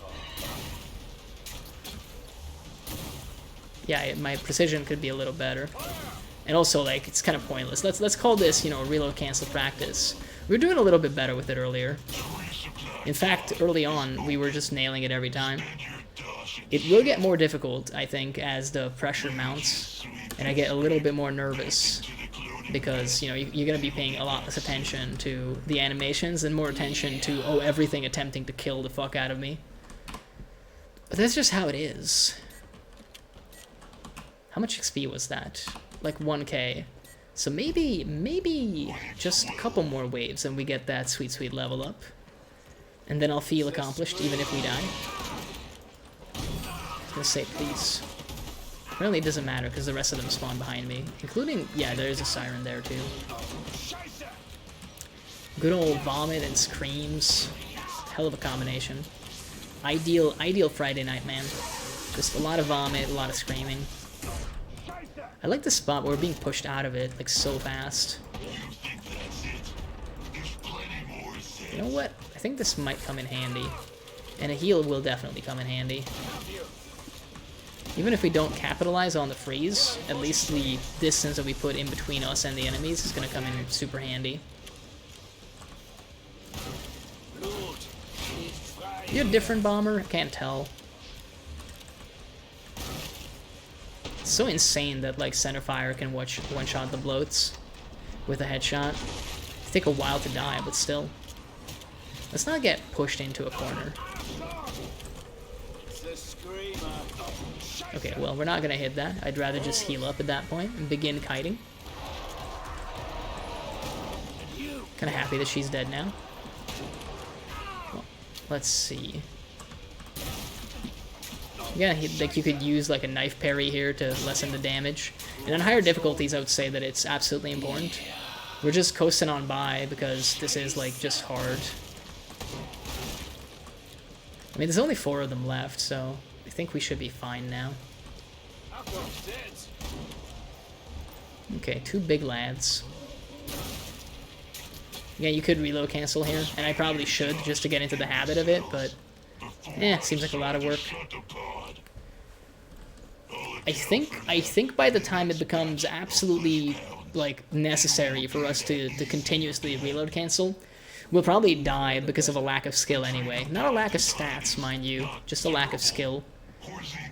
I do think that Killing Floor in that regard is a very well-made game, because it is skill indexed. If you're, like, actually great at this shit, then there's very little that can give you a hard time and kill you. But when you're just a wee babby like myself, despite the amount of time I've invested into the game, it is easy to fuck up. And when you do fuck up, you die quite fast, as it turns out. But it is what it is. Time to kill is always a weird thing in video games. It's one of the main things that makes Overwatch so weird right now, that everything looks familiar to people that played 6 years ago. I didn't play that much back then, so I'm not that used to the time to kill from before. But it still baffles me sometimes how long it takes to kill certain characters. But I mean, that's always going to be weird. Like in Call of Duty, it's always super fast, the way people die. So many husks. I was going to say, like, please don't grab me, but apparently he doesn't care about my needs, whether they are emotional or physical. And now we're starting to see the nastiness that is just all the elite crawlers in the known universe. Kind of gonna drop this, and still need to be careful because there's a lot of fire. That could have been worse though if that was a Claude, actually, because he could have grabbed me. Or really, you're gonna block that one shot? Well, how nice for you. It's just husk shot after husk shot, apparently. Keep hearing it. Oh, that one missed, thankfully. And now we're gonna get the, well, there's already a Scrake, but I was gonna say flesh pounds. I think I heard some of them spawn. Okay, when we got clear line of sight, those aren't exactly difficult to deal with. Okay. You know what, that's fine if you hit me and calm the fuck down, because then I can make you sit the fuck down. You're gonna be a fast boy? Yeah, you could be a fast boy, but you are also gonna be dying fast boy. I'll stop, I'll stop. It's not as badass as I'm making it sound. We're just doing like a point-and-click adventure game, essentially. As all snipers are wont to do. My man is on fire, and apparently impossible to headshot as a consequence. Slightly harder to headshot. And I do need to remember that with Rioters, you don't have to aim for the knee as sharp. Because even with the centerfire, I think with the right stacks of rack 'em up, you can get them with headshots. That's like one super, super enjoyable thing about this perk that very few others get to actually have. Because with Rioters, you always gotta go for the legs normally. But as a sharpshooter, you're completely free to just get those sweet, sweet headshots.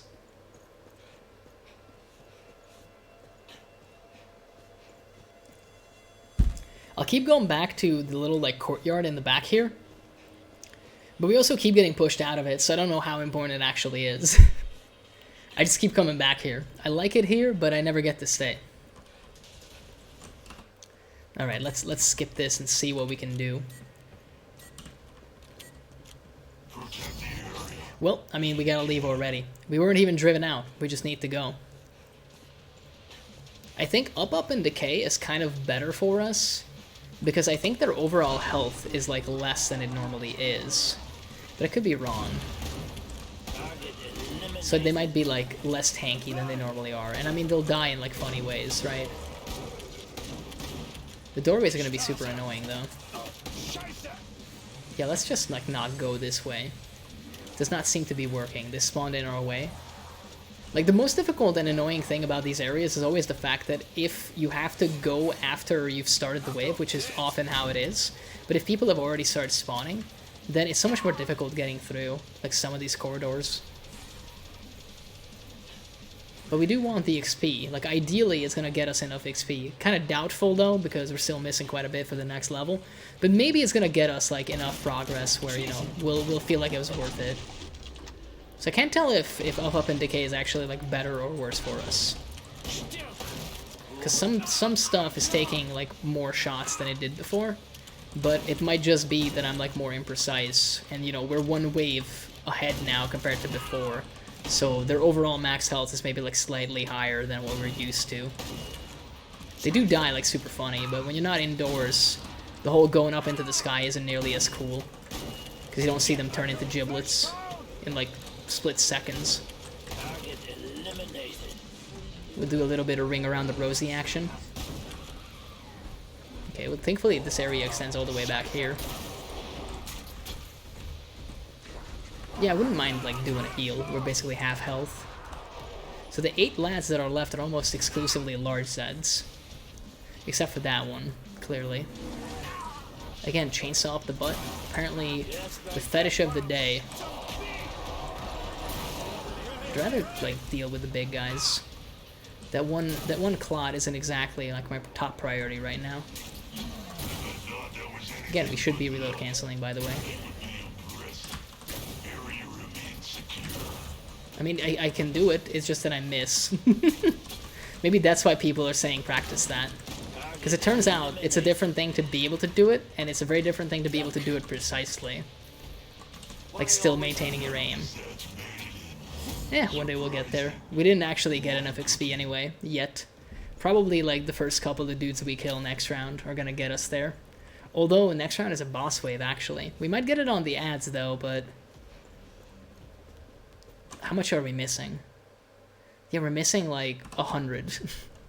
I think we do one wave of ads and we probably have it. So there is that. Well, let's do that then. Let's do our best, give it our best shot. I mean, there's no real way for us to improve ourselves any further. We'll go back to our good friend Truck-kun, obviously. Master of Isekai and overall great dude that you can count on as cover. You can always, like, Ikumsu is always gonna have your back. No matter how many rockets. Hey, Ren, how are the Zets today? I mean, they're mostly just, like, you know, bullet pinatas right now. We're shooting the crap out of them. whenever possible. I'm playing some endless games right now. This is the second one that I'm actually doing. We did some SWAT grinding, because we recently prestiged it. Actually did surprisingly well, got to like wave 19, I think. And then died on boom, but just barely. And now we're doing sharpshooter because, I don't know, I like pain apparently. Hey, that was a hit. That was like way too early, and that was unnecessary.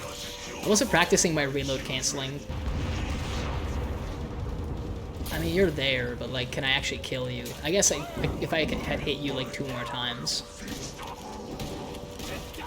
Maybe we should have gotten some like rack-em-ups. Dude, it's so good when you get to kill those riders with like a single headshot. It's orgasmic. That was a big miss, huh? He's doing a rocket. Well, you know what? I don't have rockets, but I can give you a slug.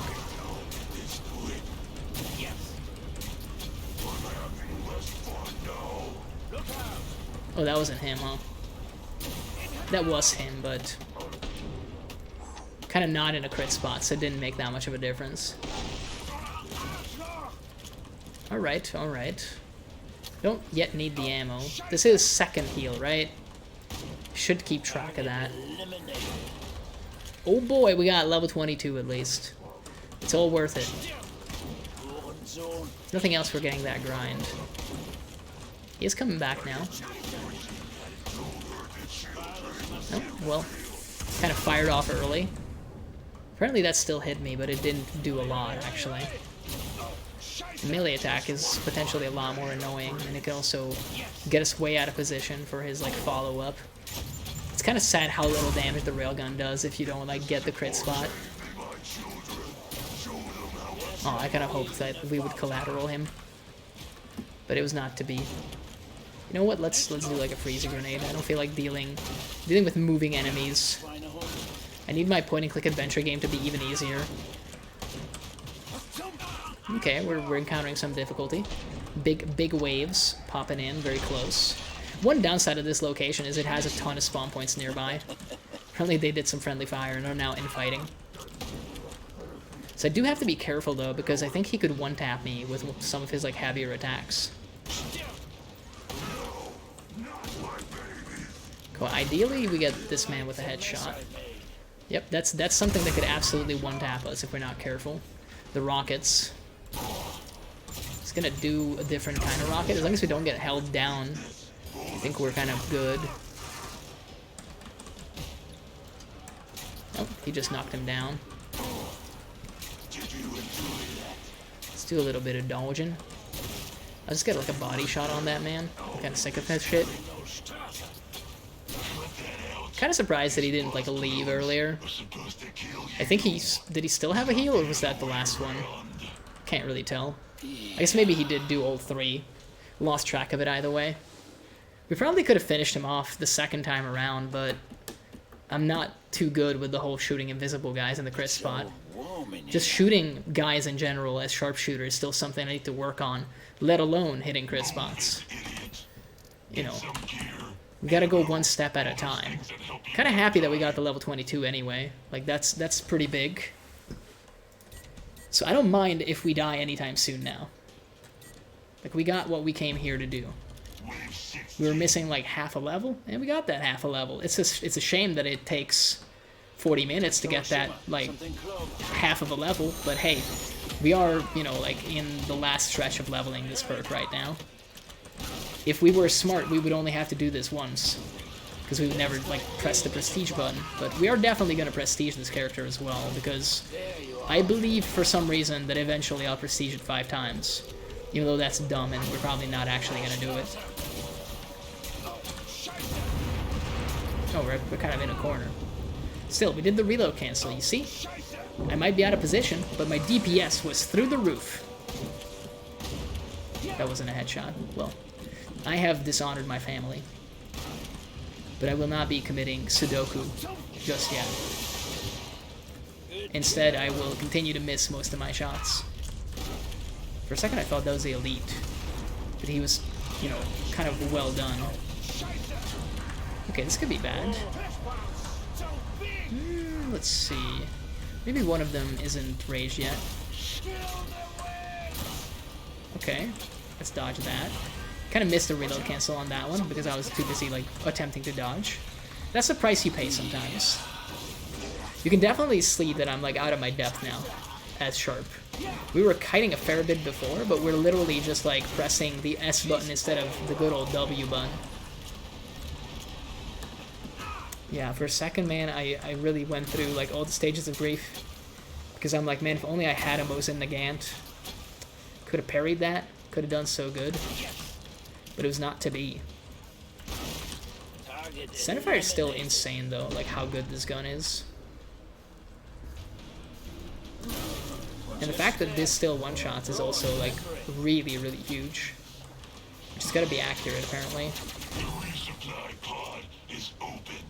We do have like a bunch of passives active already because of the level 22, so that cannot be discounted that, you know, our damage is through the roof compared to a bunch of other perks. And I mean, if not for demo, then I think Sharp is supposed to be like the high damage perk out of all of them. Kind of shows, like with the big Zeds, it is kind of nasty that it's essentially a one shot, like a one and done deal. You just gotta hit it right. And obviously the challenge is always that it's not ever gonna be just one big Zed anymore, but it makes sense, bro. Like, it's wave 17 coming up. If it was literally just one flesh pound, it would be kind of boring, wouldn't it? Oh boy, this is gonna be like a mutation now. Gorefast? I mean, that's not so bad. I feel like we might do well against those. We can also kind of cheese the fact that there's not gonna be any big Zeds, so we don't have to worry so much about our grenades. And there's so many ammo boxes now anyway. We can kind of go ham just with like our center fire and ice grenades. I do want to watch my back because they also spawn up top there. And I mean, the Gorefast and Fiends are fast enough that even if they spawn farther away, they can very easily like hoof it over. I think you're supposed to do like quite well against these guys as Sharp though. Kind of stand upright when they walk. Their attack animations are like a little annoying, but... And obviously they have like that one block thing that they do, like you can see it right there. And the Spinaroonie shouldn't go like completely in a corner though. There's no reason to do that. Oh, and like this spot is annoying. I keep forgetting, like I need to be careful here because they spawn up top there and then they drop down. They absolutely like flank the crap out of you. Same here. Let's see. I don't think this will kill me. No, it didn't. It didn't. I have to think about it for a second, because I couldn't remember if it was like 10 damage that that thing deals to you, or just, well, like, or 20. If it had been 20, we would have died. But thankfully, it wasn't.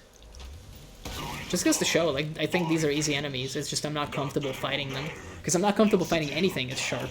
It's sad, but true. Let's see. I mean, there's not much more to do than just autofill right now. Unless we want to change our loadout, but I'm not sure we want to. Kind of like the railgun, it's already been upgraded. I don't really see the point of going for the M99. It's a fun meme gun, but kind of never worth it. Oh, sorry, I kind of hid the mic there, unfortunately. I wasn't paying attention. Not on top of my game tonight, for sure. Feeling more low than usual in terms of, like, energy levels. But it is what it is. We're still here to have a good time, and again, I do like to just, like, stream games more than just play them off stream. That's something that's been going on recently. It's just more fun to have that, like, potential of people showing up and interacting, and I guess it gives me an excuse to just keep shooting the shit alongside it. But we have another area. I guess it remains to be seen if we want to do it. I mean, look, man, we've already done what we came here to do. We might as well make it more challenging on us and potentially like get even more XP if we succeed. And if we don't, then hey, at least we tried, right? Let's not go that way because they apparently all spawn there. Like the initial wave at least. It's just... Oh, is it in like the underpass? I can't really tell. I think it might be underneath that one little bridge. And the moment when I realized that it's not the incision, I think I should wake up a little bit. I mean, I don't blame you. You don't tend to see regular railgun these days very often. I still like it because it's super high damage. But yeah, it was weird for me as well that I don't have the healing alt fire. I don't have free ammo.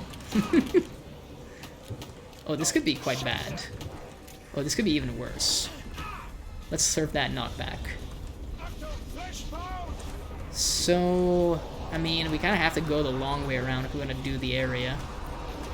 And in order to do that, we're going to have to walk through some pretty nasty spots. We can do some parry action. Alrighty. Proper force of habit, yeah. We're doing some proper kiting now.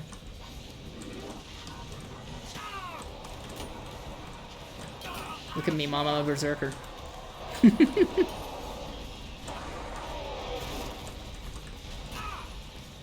I mean, hey, we're just practicing parry timings. That's all it is. I was gonna say, is that a third guy or just like? No, it's still just the two. Just the two. Yeah, like we're gonna when we get there, we gotta make the most. We absolutely gotta make the most out of the area at that point. Did they kill my man? I think they did. Such a shame. He was a good one. He was one of the good ones. It's a shame he had to be blended into a pink-red mist. Hate to see it. We're almost back. We're almost back in it. I'm gonna like get the parries so that, you know, they stop raging. Well, not the sword dude, obviously, because sword dude never stops raging. And I mean, now that they kind of stopped. Well, one of them wasn't hit by that, unfortunately. So that's like on me. I think he is dead, not with a headshot. Okay. It's such a shame that that's like no progress at all, it feels like, in terms of the area. But maybe now that it's not flesh pounds guarding the door, if you will, maybe there's a chance that we like go back a little, you know, sooner. We don't go around the whole entire map. We just like kind of kite him around here. Huh, he spawned in a weird spot, to say the least. Oh boy. Kind of surprised that that was like a one-shot with like no rack 'em up, but hey, I guess I will not be asking questions. Again, the thing I gotta be careful about is that spot, like that part of it. Because if they are still spawning, and I mean, why would they not? Then they can drop down from over the top there. I don't think we're gonna be getting the area, sadly. I would really love to get it, but they keep like pushing me out, and it's really not ideal. Just in general, that's not like the best spot in the map, but as sharp, it's definitely not the best. Should have gone for the tank shot on that one, obviously. Okay, so do we have a way back? Did they all walk out? Most of them did. I think I'm okay with like a straight hit on the way back in. Anything to get a little bit more EXP. Again, it would be ideal if we, you know, stopped fucking around and got a little bit more accurate. This isn't even like tough to get headshots. We're just kind of fooling ourselves if we say that. I mean, hey, that was awkward and ugly for sure. But we did get through. Should have used more grenades. Basically, I think is the main takeaway there. Because we could have had a much easier time in general if I had just frozen more dudes. Ammunition. I think I'm just a little too methodical about the flesh pounds. Like, I get scared of them, even though they're just a one-shot with the railgun as the Skrakes. It's just, Skrakes is so much easier because they just keep walking at you. You don't have that mounting pressure most of the time.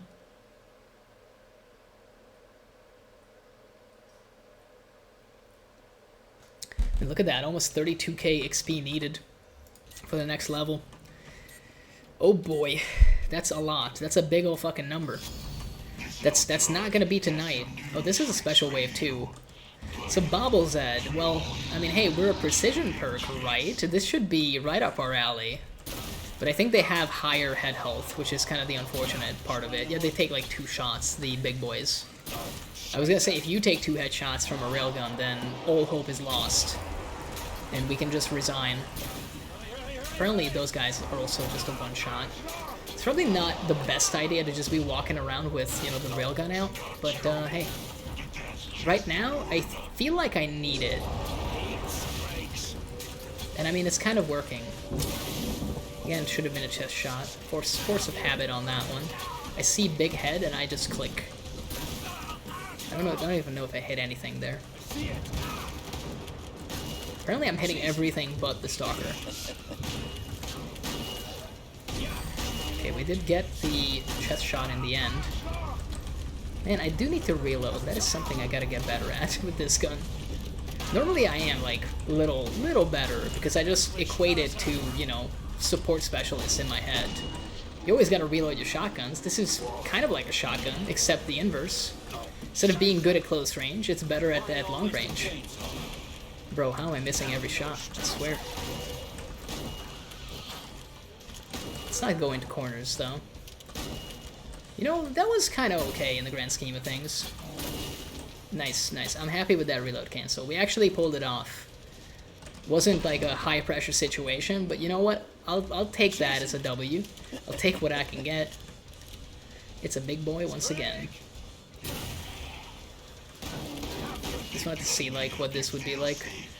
I don't think even with the quick switch it's worth doing that. It seems so much better to just go for the double tap railgun. Apparently that's a lot better. Oh, you know what I've been forgetting to do? This is the most important thing to do, obviously. We now have a +5 9mm pistol. The world isn't ready for that one yet. Well, you know what? Let's get into position, because it's gonna be the Wave 20 boss fight. We're actually getting farther with Sharp than we are, well, than we did with SWAT, which kind of makes sense from two perspectives. One is we have +10 levels compared to SWAT currently, which is not like a minor thing because it's 2 extra passives, and I mean, Sharp gets some insane passives too. And also, let's not ignore the fact that we haven't gotten Boom yet as like a modifier. That's also quite important, because I think SWAT could have pushed through like Wave 19, probably the Wave 20 boss fight as well, if we didn't get Boom as the Wave 19 modifier. But hey, that's, you know, a random dice roll, essentially. That can happen. There's a reason why a lot of people don't like Endless, because shit like that can and will happen. I think the worst I've had was Boom with 2 Husk Waves like right after. That will keep you up at night, for sure. It is not pleasant. Husk Waves are particularly annoying. I hope we don't have any tonight, but you never know. Her shield is lasting a lot longer now, isn't it? Well, it felt like it did. But then it was kind of okay. That would have been such a great hit right there. As would have that. Ah, nice. I got the headshot on the Edar. Absolutely important. I mean, look, I'm just building the Rackham up, okay? Don't judge me. That wasn't a hasty decision. I wanted to build the Rackham up. She's already like, hey, you don't have your gun. Your health bar is yellow. Stop. You can't shoot. You know the rules. If yellow, then you no longer shoot. Man, I'm being body blocked by Edars, of all things. Yeah, I was gonna say, I'm definitely getting hit by that, huh? I wouldn't mind, like, more corners, because otherwise her thing is gonna be, yeah, this tentacle is gonna get annoying. Man, I can't believe that didn't actually hit me. Still got a little bit of a collateral on her. Well, we did get it. We did get it. It does seem like, you know, her initial phase takes a little bit longer now, which again makes sense because it's Wave 20. And last time we fought her was like Wave 5. Let's just get some ammo. There's nothing we can upgrade. I wish I could upgrade my freezing grenades. It would make no sense, but it would be kind of cool. I would buy extra AoE for them. I think probably on the Steam side of things, that is something that could easily be modded, right? I mean, they have a completely different game mode with upgrades and stuff where you get different weapon modifications as you upgrade. I think I've seen some stuff about it. Like a Team Fortress 2 man versus machine style upgrade system would be kind of dope, actually. Yeah, the collateral apparently doesn't kill you. Neither will a chest shot, by the way. Or a miss, for that matter. But, hey, we tried. 64 Dosh? Really? Let's kill a bunch of big boys. Are you joking? Like, bro, my ammo costs more than that. Are you crazy? Cannot get the EMP for the life of me, apparently. Alright, alright. You know what we said before? Use more grenades? Let's do that. Let's heed our own advice. And actually attempt to survive. It only took all of our armor to do, like, the first 20 seconds of this wave. What could go wrong? Oh boy. Like, getting hit by a husk could be one of those things that goes wrong. And immediately after there's another husk. I was gonna say, like, I'm being body blocked. We might die just from the siren alone. Oh, we're definitely dying from the fire. Yep, we were guaranteed to die there. I mean, hey, we got farther than SWAT, and technically speaking, if we don't go in for the area, then I think we could have lived, because that was just not really good for us. We had like no range advantage in there, obviously. And both of the weapons we have kind of like need the precision and range that we weren't getting at all. Beluga Beat might have been better in that case, but I didn't feel like using it. I'm kind of happy though, because we got in the end how much XP? Like 18k. That's not bad at all. I did completely forget that we do have like a pretty big modifier. Actually, we don't. No, we had the modifier with the other lad. Yeah, that's what I meant. Let's see. I'm down to do like one more. Did I do like one more similar like 1 hour style game? I think Farmhouse would just be kind of boring. We played a lot on Hellmark Station, but it's a good map, so let's go there anyway. I don't yet know what we're gonna play. We could level up Survivalist as well. I think he's like fairly close. So if we want to, you know, do some actual grinding on perks that might need it. I mean, Gunslinger would also get there, but there is just level 19. It's not exactly transformative. And because of the sheer amount of XP we need, like we made 18k. We would make more with this guy because of the prestige rank 1, but it's doubtful if it would actually get us to like 20, which would get us an actual ability. So I don't know. Let's do Survivalist. That's kind of fun anyway. Technically, Survivalist is like the one you shouldn't care about because you just get Survivalist XP every time you kill enemies, like Clots, I think. But who cares? Let's get some stuff anyway. Check your weapons. Here they come. And I mean, I like good old Survivalist. I'm very curious what my newish loadout for Survivalist is going to do on Endless, because these days I tend to use the Reducto Ray and the Locust, the HRG Locust. And I want to see what kind of damage those can pump out. Also, because of our carrying capacity, we might be able to upgrade like everything to the max and still pick up some fun stuff next to it, so we might have like a very interesting loadout in the making. And if it doesn't work, we can just switch off of it and do the same old bullshit that people often do with Survivalist. You can always just get Kaboom Stick, RPG 7, and Hemo Clobber, and have a good time, basically. Although Hemo has been nerfed like a while ago now, so it's not the get out of jail for free card that it used to be. But RPG 7 is still pretty incredible. So, I mean, we can't really get anything yet, but I'm kind of okay just keeping the grenade pistol. Bloats are going to be a little annoying, but we can always just use the 9mm for those. Could also just grenade them. Yeah, I'm kind of comfortable with this right now. Let's go up top here. I like this part. There's something to be said about the health totems as well. If we get into a sticky situation, we could also use those. So there's something there too. We can sacrifice some health for extra damage. If we stick around here for the first boss fight, that might be like a very nice way of downing the boss super fast. Like, sure, we can't heal, but at the same time, we are a perk with heavy armor, so I don't think we care that much. We're not that worried about like straight health damage. Because sirens are kind of the only thing that can interfere with our health until we lose all our armor. Kind of lucky on that explodes.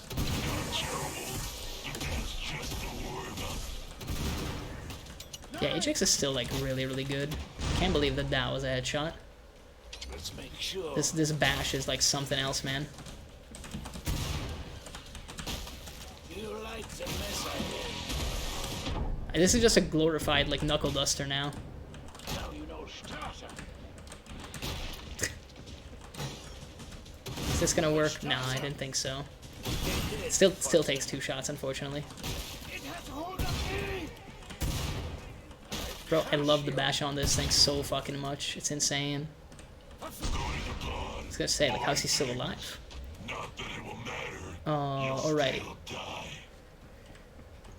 I don't think that's enough for the Locust still, unfortunately. But hey, maybe we'll pick up like a random gun.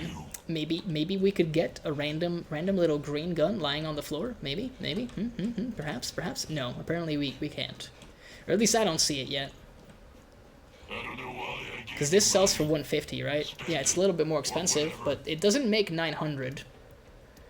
But you know what? We kind of handled ourselves with gravitas and poise, so I think we are just fine sticking to it for the time being. And perhaps instead of using it as a knuckle duster, maybe we could use its intended function as a grenade pistol. Since we will be selling it anyway, it doesn't matter if we use up all 20 grenades, because next wave we're definitely switching guns anyway. I did move from that one spot, but it is only wave 3, so the boss is a little ways off.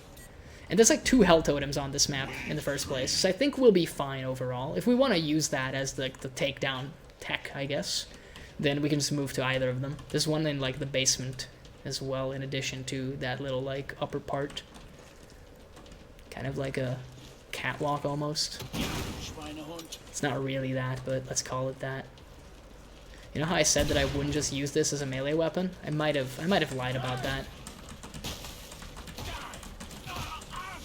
Look, I'm just a berserker that apparently occasionally shoots grenades. Like, I'm making my own fun out here. You don't know how much the temptation is to shoot that grenade in Z time. Because normally I have this gun, especially this late, as Demolitionist, so there's a part of me that was like about to celebrate the potential nuke until I remembered that there's not going to be a nuke, because I'm not that perk. I'm not the guy with the nukes, I'm the guy with the weird fucking guns. And the giant, like, carrying capacity, which is okay, like, that's not a complaint. Dude, come on now. How many shots is it gonna take? I don't got all day. I was gonna say, where's the last lad? Well, we have enough for the Locust, potentially with, like, full up ammo as well, which is not a bad thing. So let's grab that. I'm very curious what that's gonna do. We could also keep this, I suppose, but I mean, why would we? We're definitely not gonna use it, so I'm not gonna like go for full ammo yet, because I don't think we'll need it to start off with. I do want to move back towards that one spot, because as I said, I'd love to see what the Locust can do with like boosted damage against the boss. So we might as well do the wave here, and then also come back here after, because, you know, wave 5 is when the boss will show up. We're only getting into wave 4 right now. I mean, this is one of the cooler HRG weapons, I think, in terms of the reskin. It had the right model for it. Like, all the little glowy bits look right on it. It is kind of a weird weapon, though. Like, shooting bugs at people. I'm not gonna complain, but like, it's out there. It's far out, man. Let's get the fast reload. Ah, yes. The sleight of hand reload. That's the reload perk in Call of Duty, right? Or at least it used to be, sleight of hand. I gotta say, man, like, the perk names and stuff, they definitely nailed those. Turns out, being like a multi-billion-dollar company means you might be able to afford to hire some creative individuals who can come up with some crazy shit. I went through a phase when I like bought every Call of Duty, like during university, as they came out in like the fall season. And it's not like I bought them and didn't like play them. I would actually buy them. Oh man, this is like super far away. Maybe it's downstairs and it's right next to the other Hell Totem though. But yeah, like I would buy all the new Call of Duty games as they came out, and just for the multiplayer, I would play like that late in the evening after I was done like studying or going to my classes or whatever. Sometimes when I was just drunk, that was something that happened. Although that didn't happen that often during university, to be honest. I didn't get into the social drinking thing much until like I moved back home. I was kind of asocial during university, actually. It's kind of bad.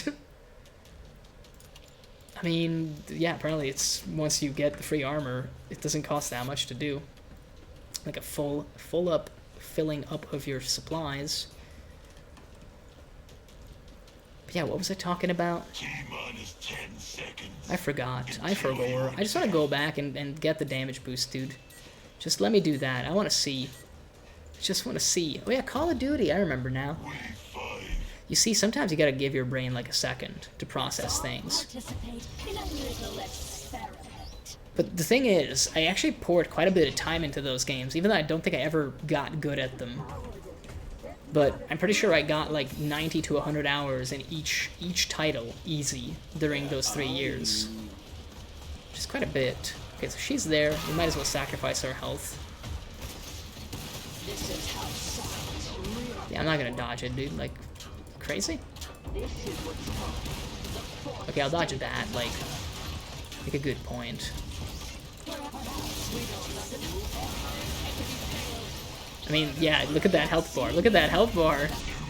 Oh, I didn't last the whole way through. But she was being, like, melted, dude. That was kind of nice. I'm happy about that. I guess we could also go Reducto Ray. Although Reducto Ray is going to be super annoying because we're going to turn every single wave into Tiny Terror, essentially. Yeah. If only they did it like in Duke Nukem Forever, right? I think there, if you get enemies small enough, you can just stomp on them. Like, you can walk forward and kill them by doing that. I could see how that might be, like, overpowered, but, like, come on. Live a little, Tripwire. I guess it's more Saber, but still.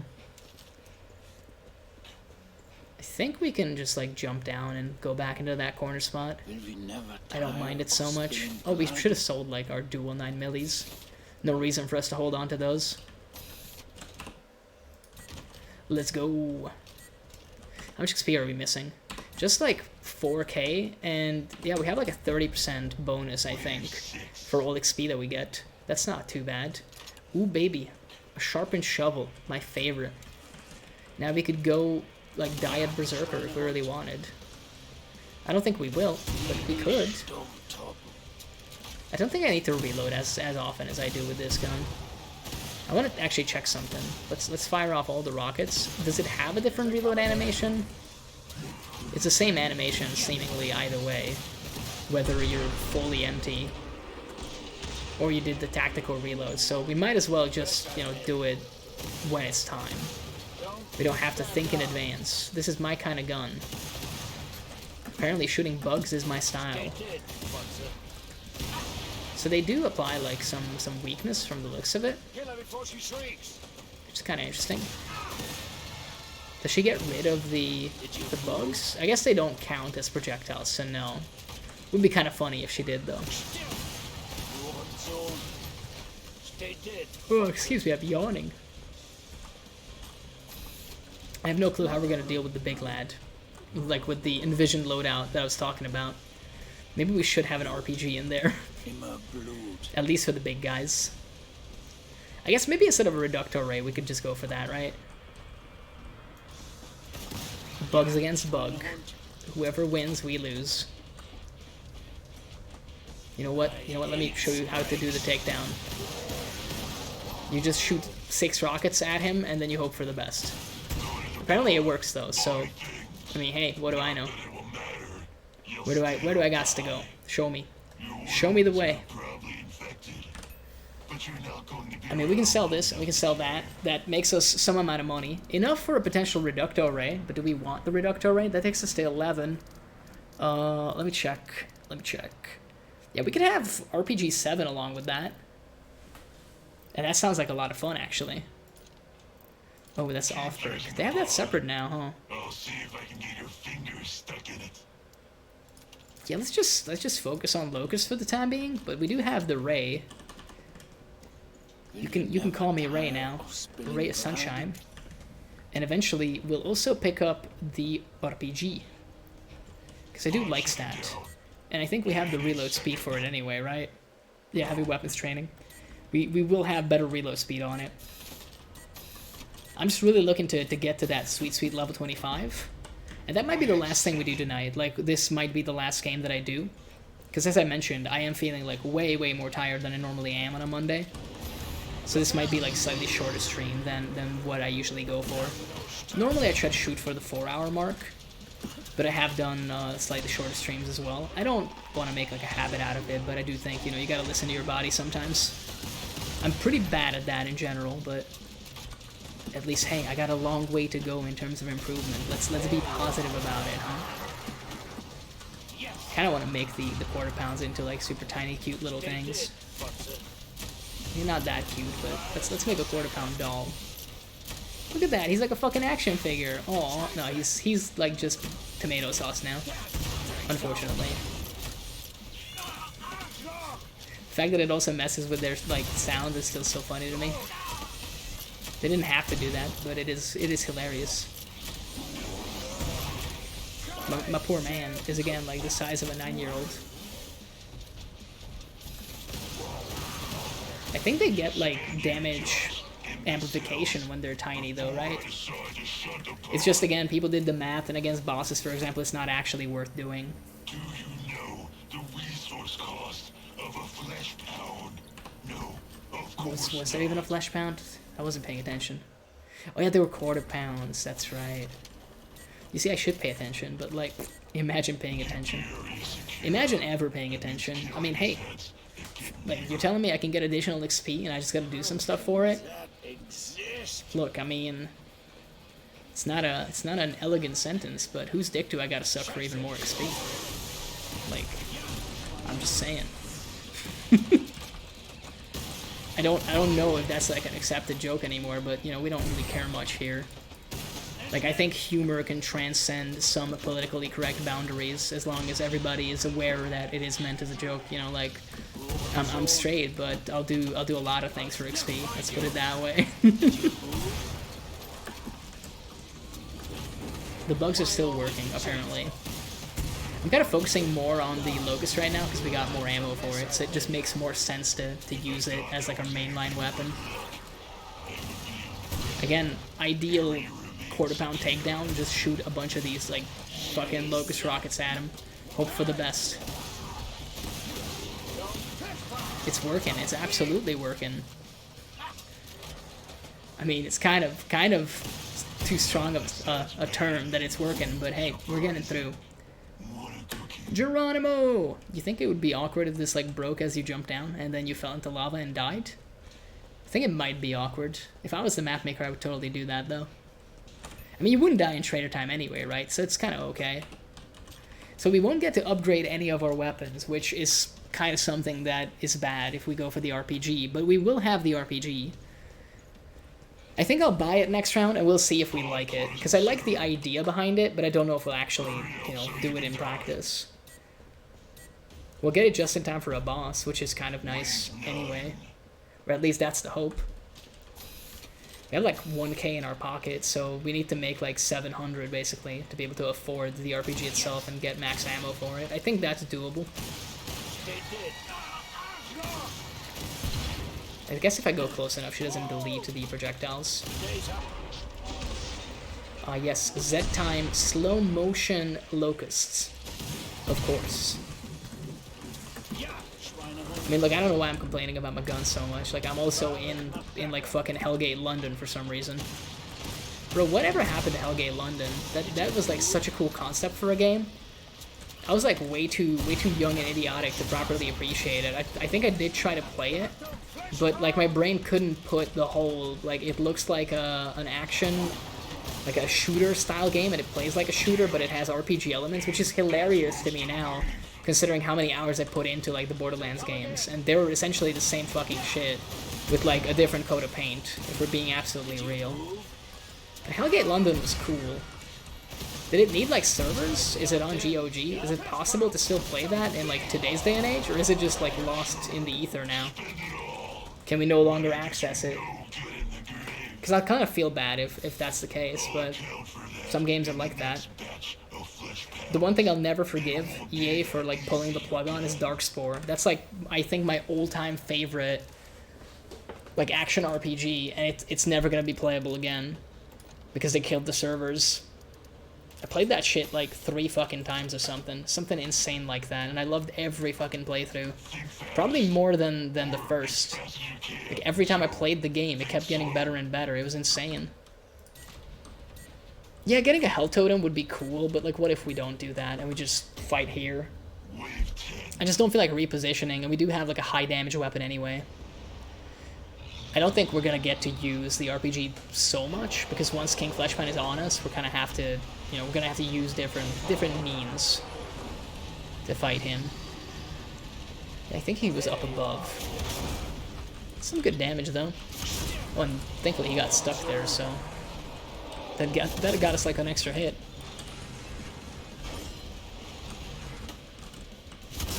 And hey, that's far enough away apparently to get that sweet fuse time. That looks far enough as well. Apparently I lied. We're getting to use this gun a lot. Basically did the whole wave with it, and we did get a level 25. How fun. I think Madman is the good one. Yeah, Lockdown seems cool, but like shooting 3 times faster, essentially in real time, seems really good. Seems absolutely good. This is the other Hell Totem that I was talking about, by the way. Like in the basement. Oh yes, the Hell Totem in my basement, of course. The Beyblade spin never gets old. Yeah, the spin-a-rooney attacks in this game, man. They're kind of neat. Spin to win is always a fun concept in video games, as it turns out. Alright, I mean, where do I want to be? In life, I mean. Just in general, you know? Apparently, I want to be platforms 3 to 4, is what it looks like. I wouldn't mind running a little bit more RPG goodness in, like, the general waves, but I don't think it's, like, sustainable. But, hey, we can try. Kind of whatever we do now is a bonus. In fact, ideally, we would just die and then, like, prestige and start all over again, but I don't care about efficiency right now. I'm here to have fun. I got my level 25, and now I'll get, like, some use out of it, hopefully, before we prestige and call it a night. So however long we last is going to be how long I'm on, basically. Unless we last a super long time, at which point I might say, like, I'll go to bed. Because that can sometimes happen with really high level perks on relatively easy difficulty. And if the RNG is, like, actually good to you, of course. Become tiny, my friends! Become super tiny! This is, like, such a funny fucking gun. It's bad, but fun. How is it possible that when I shrink them down, like, look at this. The blood splatter is like 18 times the size of the Z at that point. That doesn't even make sense. This is like something out of like Rambo 2, dude. Again, the EDARs also look like fucking action figures. I kind of want an EDAR action figure now. After making my own. Also, with this, apparently the tactical reload is kind of important from the looks of it. Let's like test it real quick. So around like 1.8 seconds, I want to say. Let's see what the long reload is like. I mean, we're almost there anyway. We almost emptied the clip. 1, 2... No, it's kind of the same. I guess it's just that when you grab, you reload slower. Just forget if that is the thing. We can do that. That's the smarter thing to do. The man is just like hippity hopping apparently.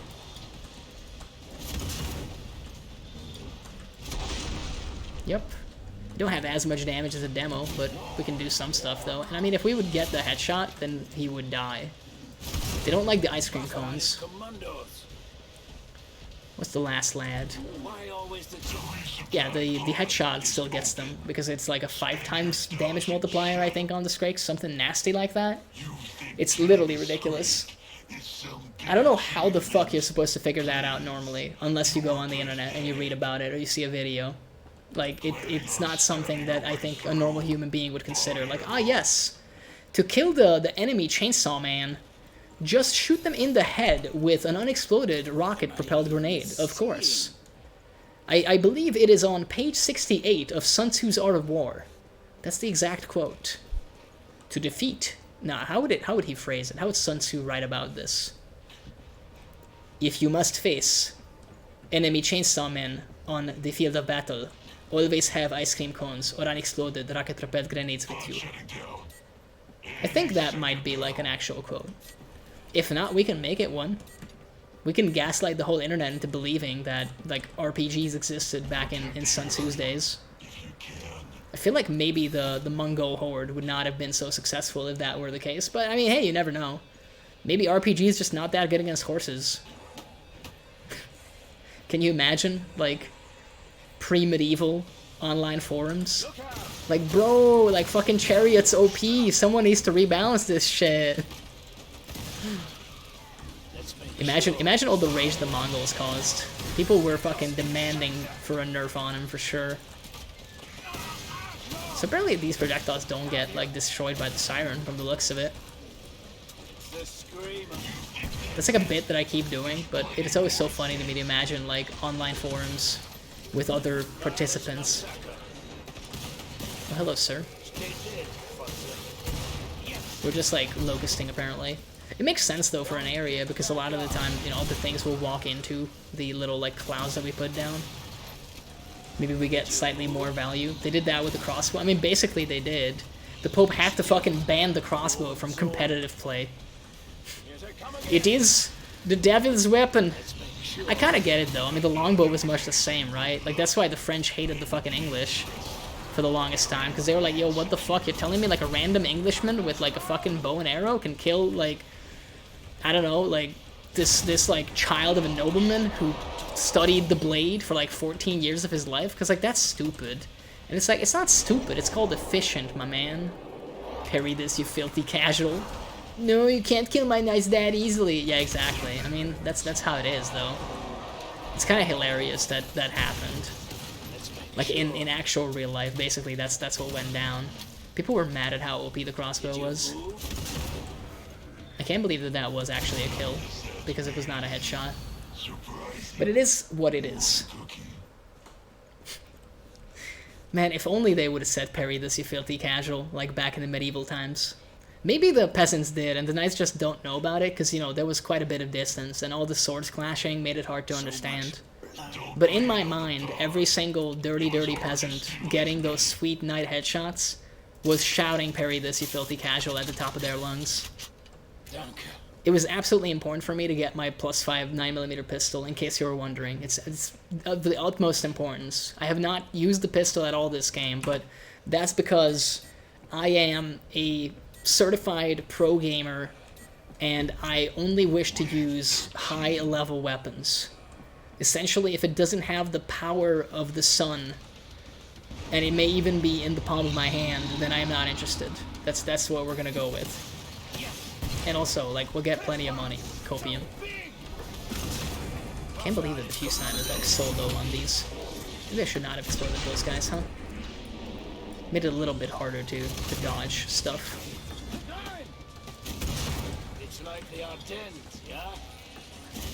Man, that could have been a hit, but it wasn't. And I mean, I'm the one to blame for that. But still, I'll be sad about it. I'll be upset about it. Like, if you ask me if I'm okay, I would tell you I'm more than okay. I'm devastated. One day I'll get sound alerts. One day we'll get there. That's my only motivation in life. Okay, maybe that's like a little bad, the way I'm making it sound, but in terms of Twitch, I'd love to just have sound alerts. That's kind of my main thing.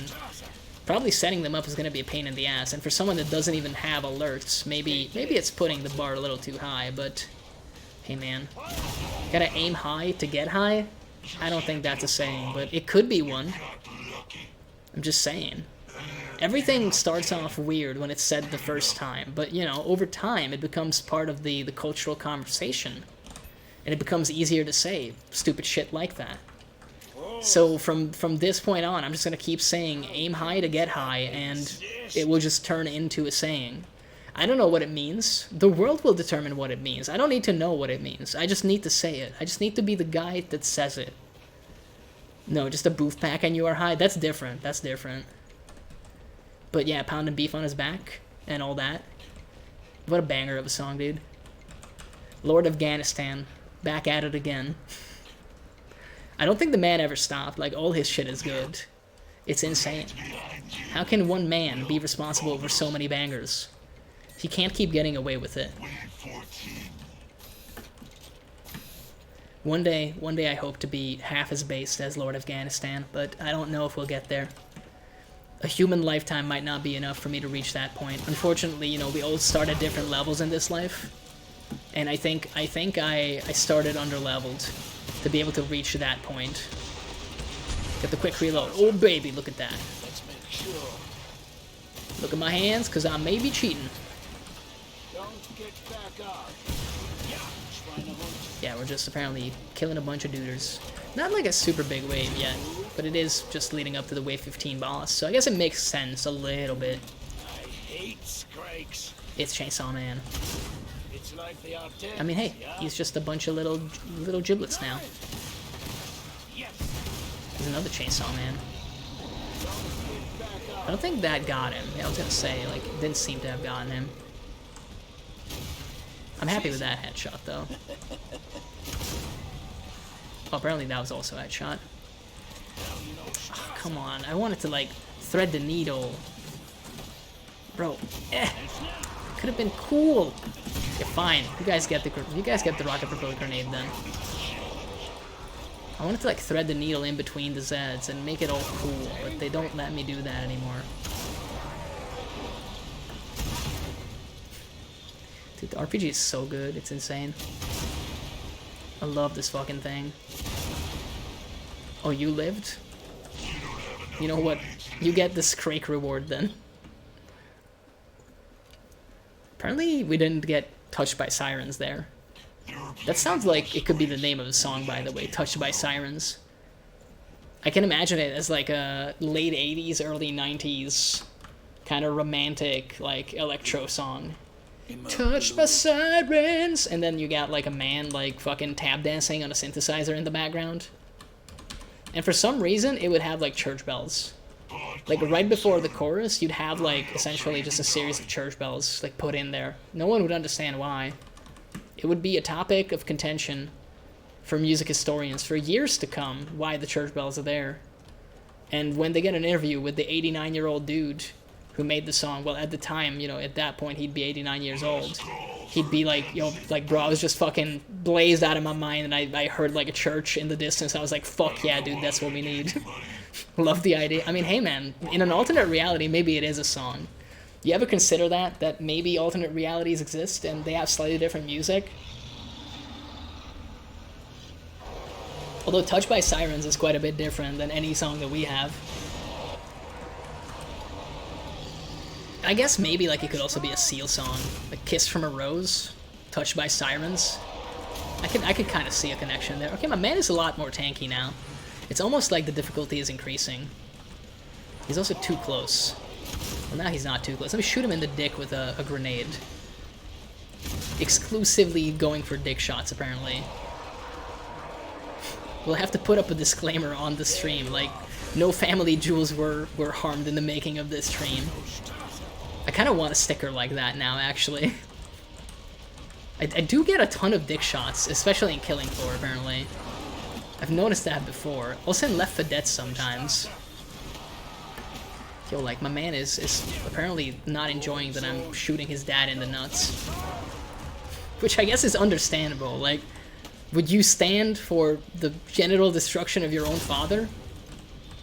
I guess it depends. A lot of people don't have, like, a good relationship with their dad. Maybe at that point you'd be like, yeah, like, fucking I don't want a little brother. Are you crazy? My old man could use to save some money. Instead of buying condoms, just get his fucking dick demolished by some grenades. No, no laser. I don't want to get lasered. I'm pretty sure that was also like a penile shot, by the way. He was shielding, but we all know where it went. Maybe Survivalist needs that as like a passive ability. Just give him a selectable passive that opens up new crit spots. Anytime you shoot a Zed in the junk, it counts as like a headshot.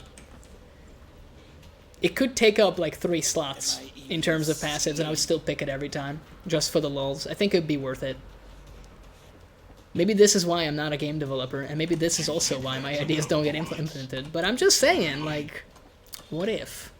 What if shooting things in the junk was the ideal way of going about it? It's demoralizing, man. Like, imagine you're on the battlefield and your friends all get shot in the nuts. Like, would you want to break cover? I wouldn't. I'd be like, fuck no, man. If I get shot in the shoulder, that sucks, but, like, that can get fixed. But, like, one of my balls gets shot off? Are you crazy? Well, what's the medic gonna do about that? He's just gonna tell me, like, hey, man, I'm real sorry, but, like, probably having kids is gonna be a lot harder now. And I'm like, yeah, and, like, no shit. Give me some more of that fucking painkiller shit, man. Like, I'm dying over here. Just lost one of my balls. I mean, it would make for a good nickname after that. You could always call yourself Uniball. And also, like, it would be a fun story, if nothing else. So maybe losing one of your balls isn't as, like, disastrous as it sounds at first glance. I mean, I would go for Huan Ball at that point as the nickname. I'd leave Uniball for somebody else. I would style myself after... I don't know if I'm allowed to say it because, you know, politically correctness and everything, but you know, like, in New York, the fake Italians get called, like, Guidos. I could kind of become a Guido and call myself Juan Ball. And, like, instead of, like, full-on Guido, I could go, like, fake Spaniard, essentially. And my whole shtick would be that I only have one testicle. Like, look, it sounds a little bit weird. Maybe you're right about that, but at the same time, maybe this is what gets the people going. Maybe this would get me more Tinder matches. Like, we don't know. We don't know until we try. I'm just saying, I might have to cut my balls off for science. We're back to saying a lot of weird shit now, aren't we? Let's make sure. I could just fucking picture it at like, you know, sitting at the police. I don't even know if they would take like a confession or something at that point. Like, okay, probably more so, like in court. It's like, okay, one more time, sir. Could you take us through your thought process as to why you decided to 50% castrate yourself? And you know, I'd have to like stand up and be like, well, Your Honor, I did it for science. I wanted to see if this was truly what society wanted from me, because I could all my life feel that I was not up to par, that people had higher expectations of me than I was able to deliver, and I always thought that that's because I didn't give enough, but perhaps I had too much in terms of balls, and therefore I decided to forcefully remove one of my testicles to see if I can integrate better into society. And I think at that point, like, I wouldn't get to the end of that sentence. They would just take me away and, like, throw me in a padded cell and be like, yep. Pretty cut and dry case. My man's fucking crazy. Like, good thing he only cut off one ball, but at the same fucking time, like, by God, he's insane. And I mean, they wouldn't be wrong, I suppose. They would not be wrong. I do think we went in a nice big circle. We were talking with Mayor Gabby earlier about, like, genital destruction. We came right back, but from a completely different angle. Man, it's funny how the world works. I kind of like the little hand-shaped, like, hell rocks that they have in here. It's very, like, fantasy positive, you know? Stuff you might see in Lord of the Rings or something. Kind of neat. You know how earlier I was saying we didn't have like any sirens? That wasn't really like a complaint. I was happy not having them. Just so you know, game. I was okay with that. It's kind of weird that the Locust without any upgrades still works. I know that we're just like playing on scaled up hard, but still. It's like a gun that costs 900. Makes no sense for it to work as well as it is. As well as it is working right now. You know what? You deserve a rocket. I think you want it.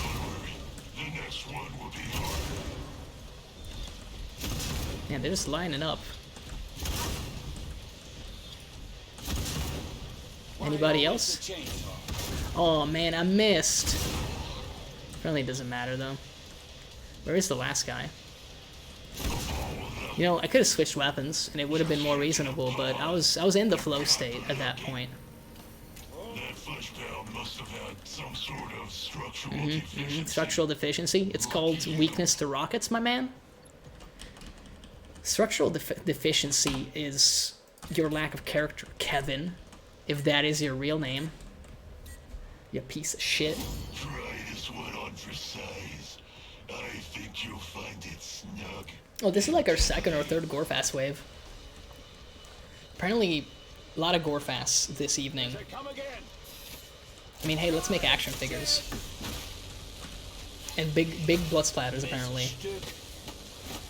Takes a while to kill the actual fiends, doesn't it?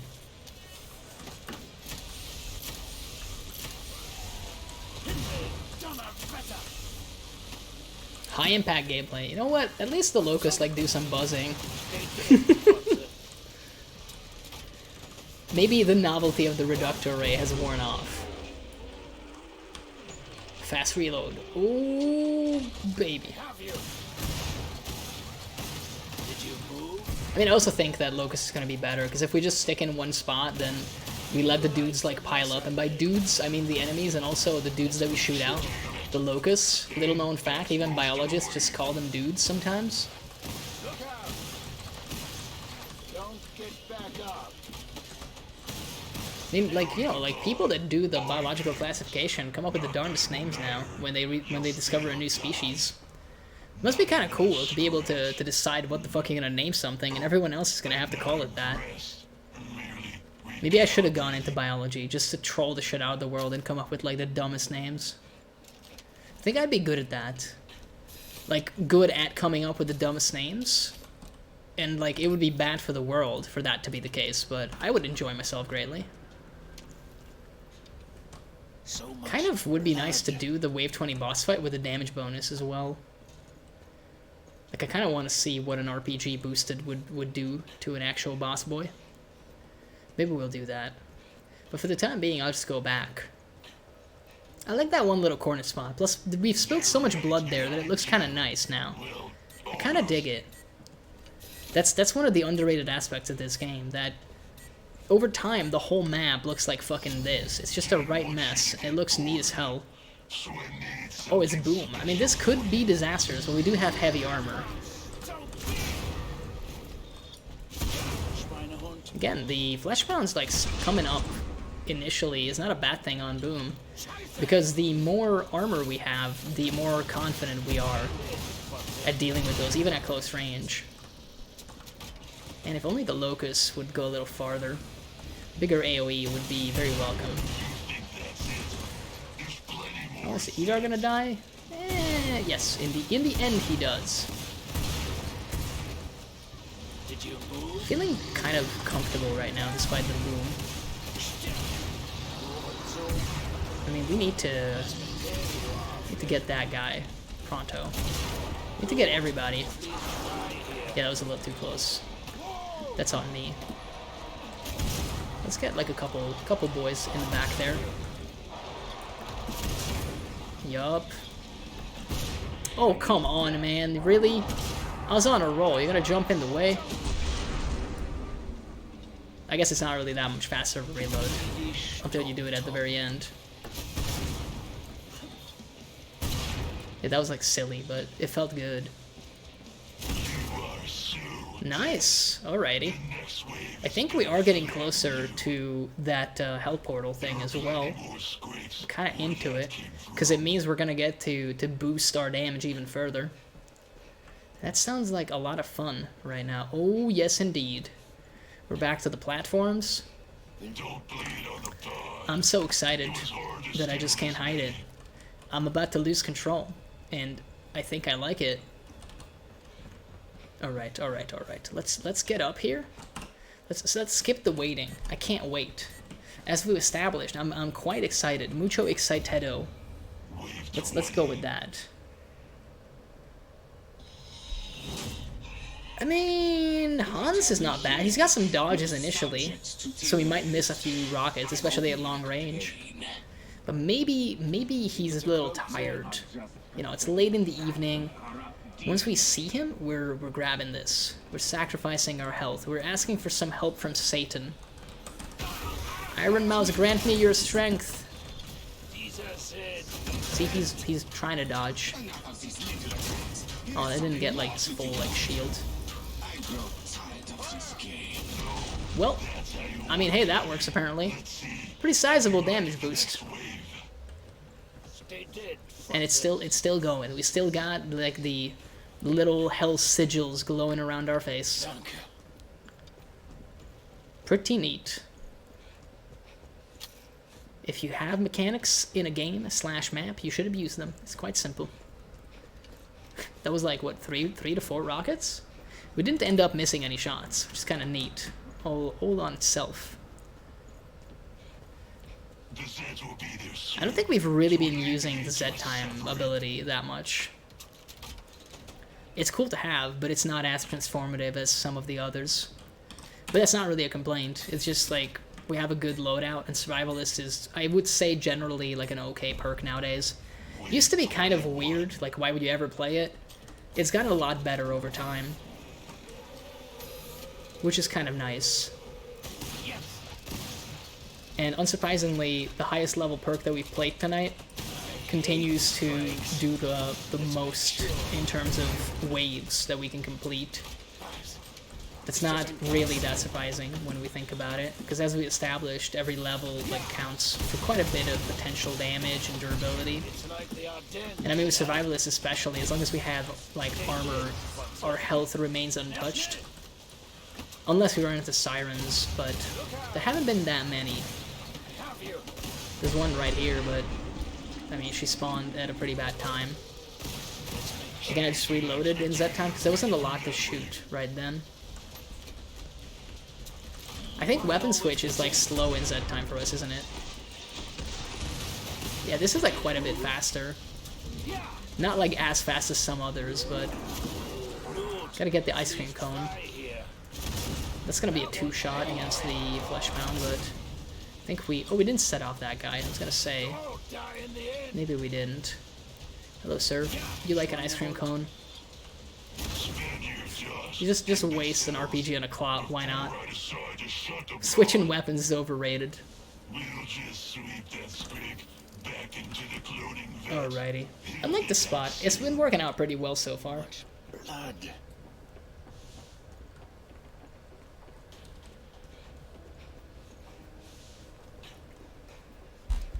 Apparently, even in like a solo setting, this spot can work.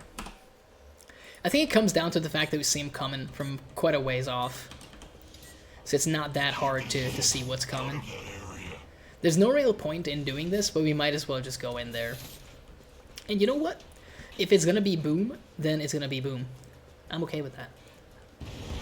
I have accepted my fate. Devil Kitten. Devil Kitten sounds like a pet name for someone that you are in a long-distance relationship with. Like, I'm just saying.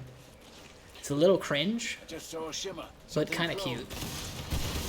And I think that completely encapsulates those relationships. Source, I've been in one. I get to make fun of it, because I was it, okay? I got the long-distance relationship pass. I get to badmouth it. Again, we could have shot, like, a bunch there.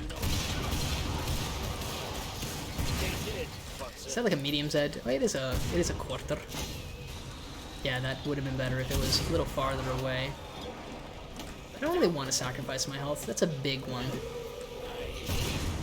Do that. We did get him, which is kind of neat. We do need to reload this, so we should be a little careful because now we are missing health.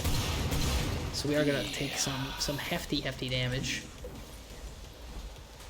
Man, we can't really carry that. I did get like complete loadout, so it makes sense. We almost have the thing anyway. We can also go back out here, I think, if we don't get caught up on like a shelving unit for no reason. Maybe we do want to sacrifice some health. Why not? Apparently we knocked the man down. Well, I think it was the Edar that did that.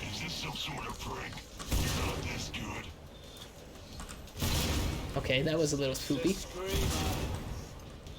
Does this also give like extra reload speed? I can't really tell, but it almost seems like it does. Might set off the other one. No it didn't. But I can also just miss the follow-up, so who cares? Alrighty, I mean we made a ton of extra XP that we don't need because we just got to max level, but hey. It's not about efficiency. Sometimes it's about having fun. And right now we're getting to enjoy our like capstone perk ability a little bit. Not a lot, but a little bit. And there's something to that, you know? Sometimes you gotta take the time to enjoy things. Not all the time, but I think sometimes you do. With SWAT, we never really tried out the level 25 perk. Because we leveled up at the end of like regular 5-wave game, if you will. And then immediately prestiged it. And it's good because we got started on the grind super early, but at the same time, we never got to experience what it's capable of. Incidentally, SWAT's capstone ability seems so much cooler than Survivalists, because it is actually shooting in real time, not just shooting 3 times faster. But I mean, it would be kind of silly if everyone just shot in real time, though, wins that time. Okay, so Beefcake is one that, again, if you don't play Endless, you might not be familiar with. Basically, Zeds get bigger the more damage they deal to players. I mean, I can show you. You see? You see he's, like, taller now. It's gonna be especially noticeable on something like the Sirens, for example, because I think it's every, take of damage that increases their size. It's like those quarter pounds are almost the same size as regular flesh pounds now. They don't actually have additional health, though, compared to, like, other stuff. But again, look at that. Look at that, Riot. He's pretty tall. He's a big lad. It's really the Sirens that get, like, super nasty. They get, like, giga tall as they, like, scream in the vicinity of players. It also gets, like, even nastier if there's more people in the game. Because I think for every player, it counts the ticks separately. So they grow faster, essentially, if they attack a group. If, you know, it's a dude that can do area damage. That's like a big trick shot of mine, you know, the jump up and shoot at your feet. Not just anybody can do that. Yeah, that should have been a headshot. That was a headshot, so I'm kind of okay now. I never noticed that there's like pastries in here before. Apparently can't like pick them up though. I want my money back, dude. I wanted the pastries. I've done 23 waves. Haven't I earned the pastries? Dude, like their legs get so skinny. It's actually fucking terrifying. I didn't need to see that. I hate Scrakes. Well, you might hate Scrakes, but they love the ice cream cone. Poor man. He also exploded. I hate it when that happens. When I go out to the local ice cream parlor, get my favorite little, like, waffle cone with vanilla, and then I die of an explosion and have to be resurrected by the emergency medical team. Immer Blut. Worst part of summer, for sure. Did we get that blood up there, or is that always there? I can't quite remember. There's a bunch of, like, cool blood splatters on this map in the first place. The Zeds will be there soon. Oh no, they're gonna be here soon, guys. I gotta buy ammo, though. I think we'll be fine. I got a good feeling about this. I mean, eventually we'll die. Or we might just say fuck it and stop at a certain point. We will see. Last call for guns and bullets. I'm just coming back to the same old spot. Might be a little bit boring, but I enjoy it. I like this location. And I like how we're adding even more blood to it. It's all just slick now. We gotta go to somewhere else. Oh, and it's all Scrakes. Really? On solo it's just 7 of them? I played so many of these endless, like, you know, maps with like, at least one other player. Scrake waves are quite small anyway, but it's usually, like, more than 7.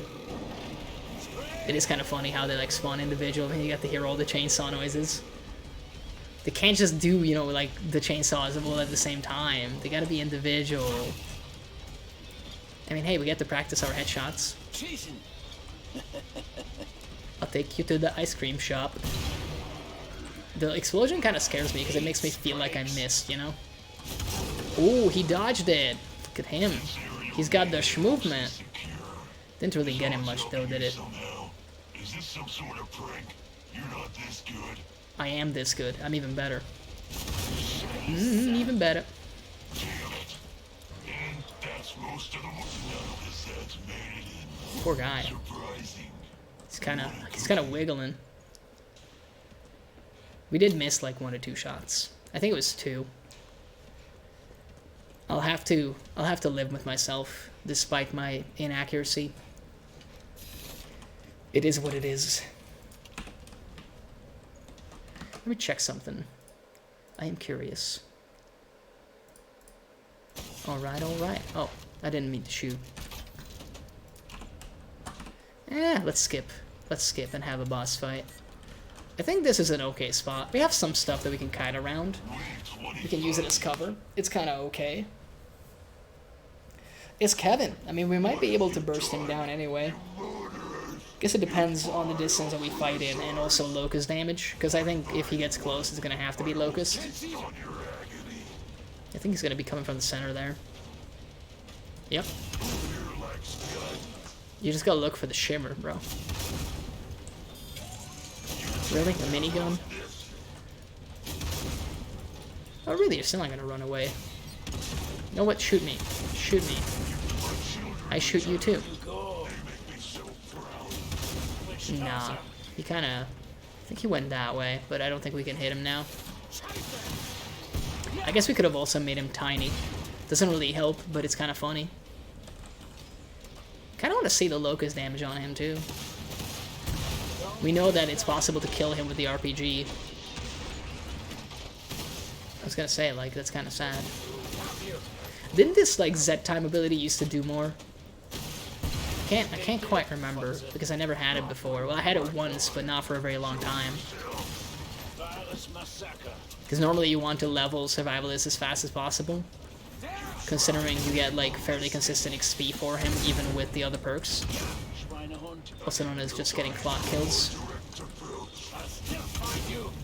Really? Kinda just disappeared, didn't he? I think he went, like, up here. I don't know how I missed, like, one of those rockets. But it's basically fine. I mean, it's still a good ability, though. You can fire off, like, a couple rounds, get, like, a nice reload.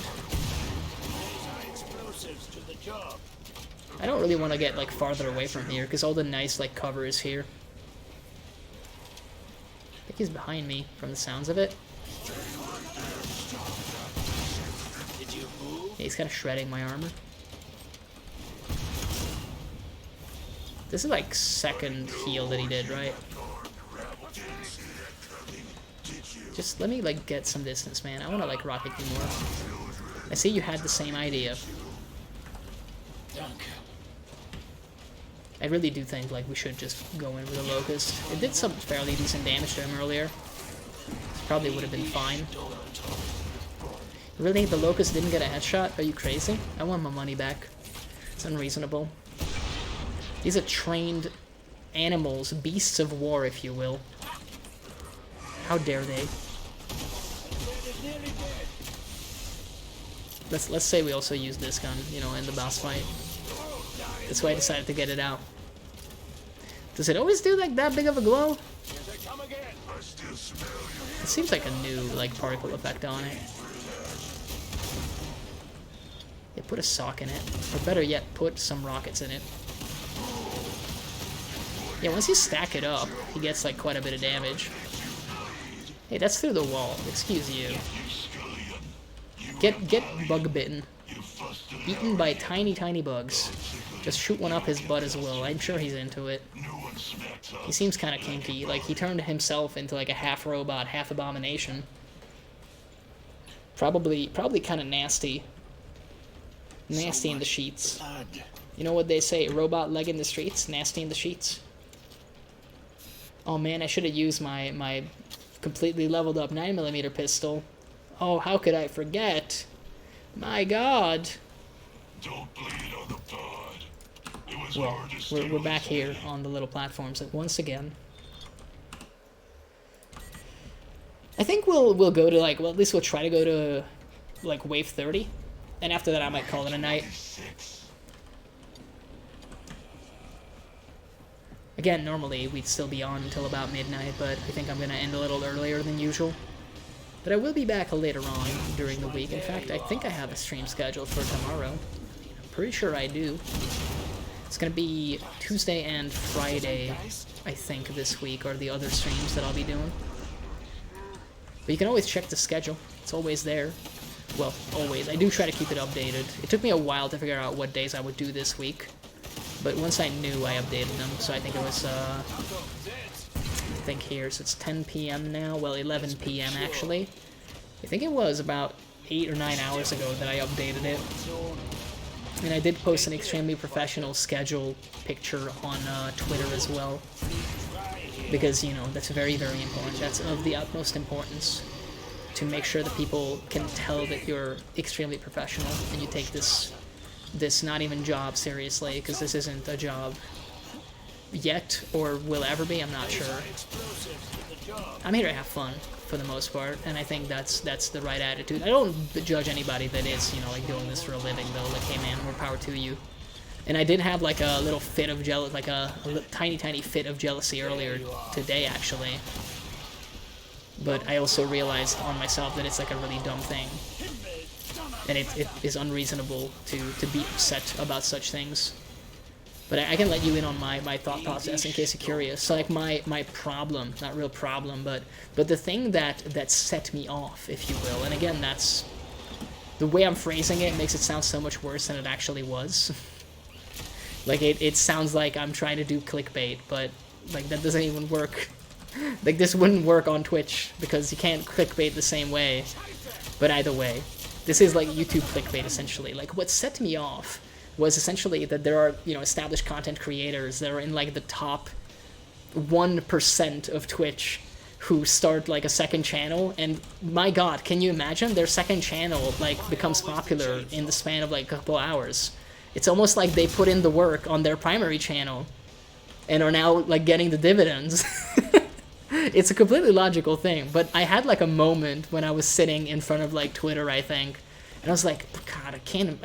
These people don't even realize how good they have it. And then I realized like, oh, it's like some of these folks that do this have been like on this platform for like fucking how many years? Like it makes sense if you're successful and you announce on your main channel essentially that you're now doing a second channel, that it would become popular. Like, you know, you get the audience basically, you get the eyeballs on it, and at that point you're bound to see some success. So it is perfectly logical and reasonable, but you know, your emotions don't often behave that way. So I did have like a split second where I was like, God damn, I can't believe that other people already have not one, but 2 successful channels. And it's like, yeah, like usually, you know, once you do one, it becomes easier to do a second one if you go sequentially, like you take some of the audience from the first one into the second.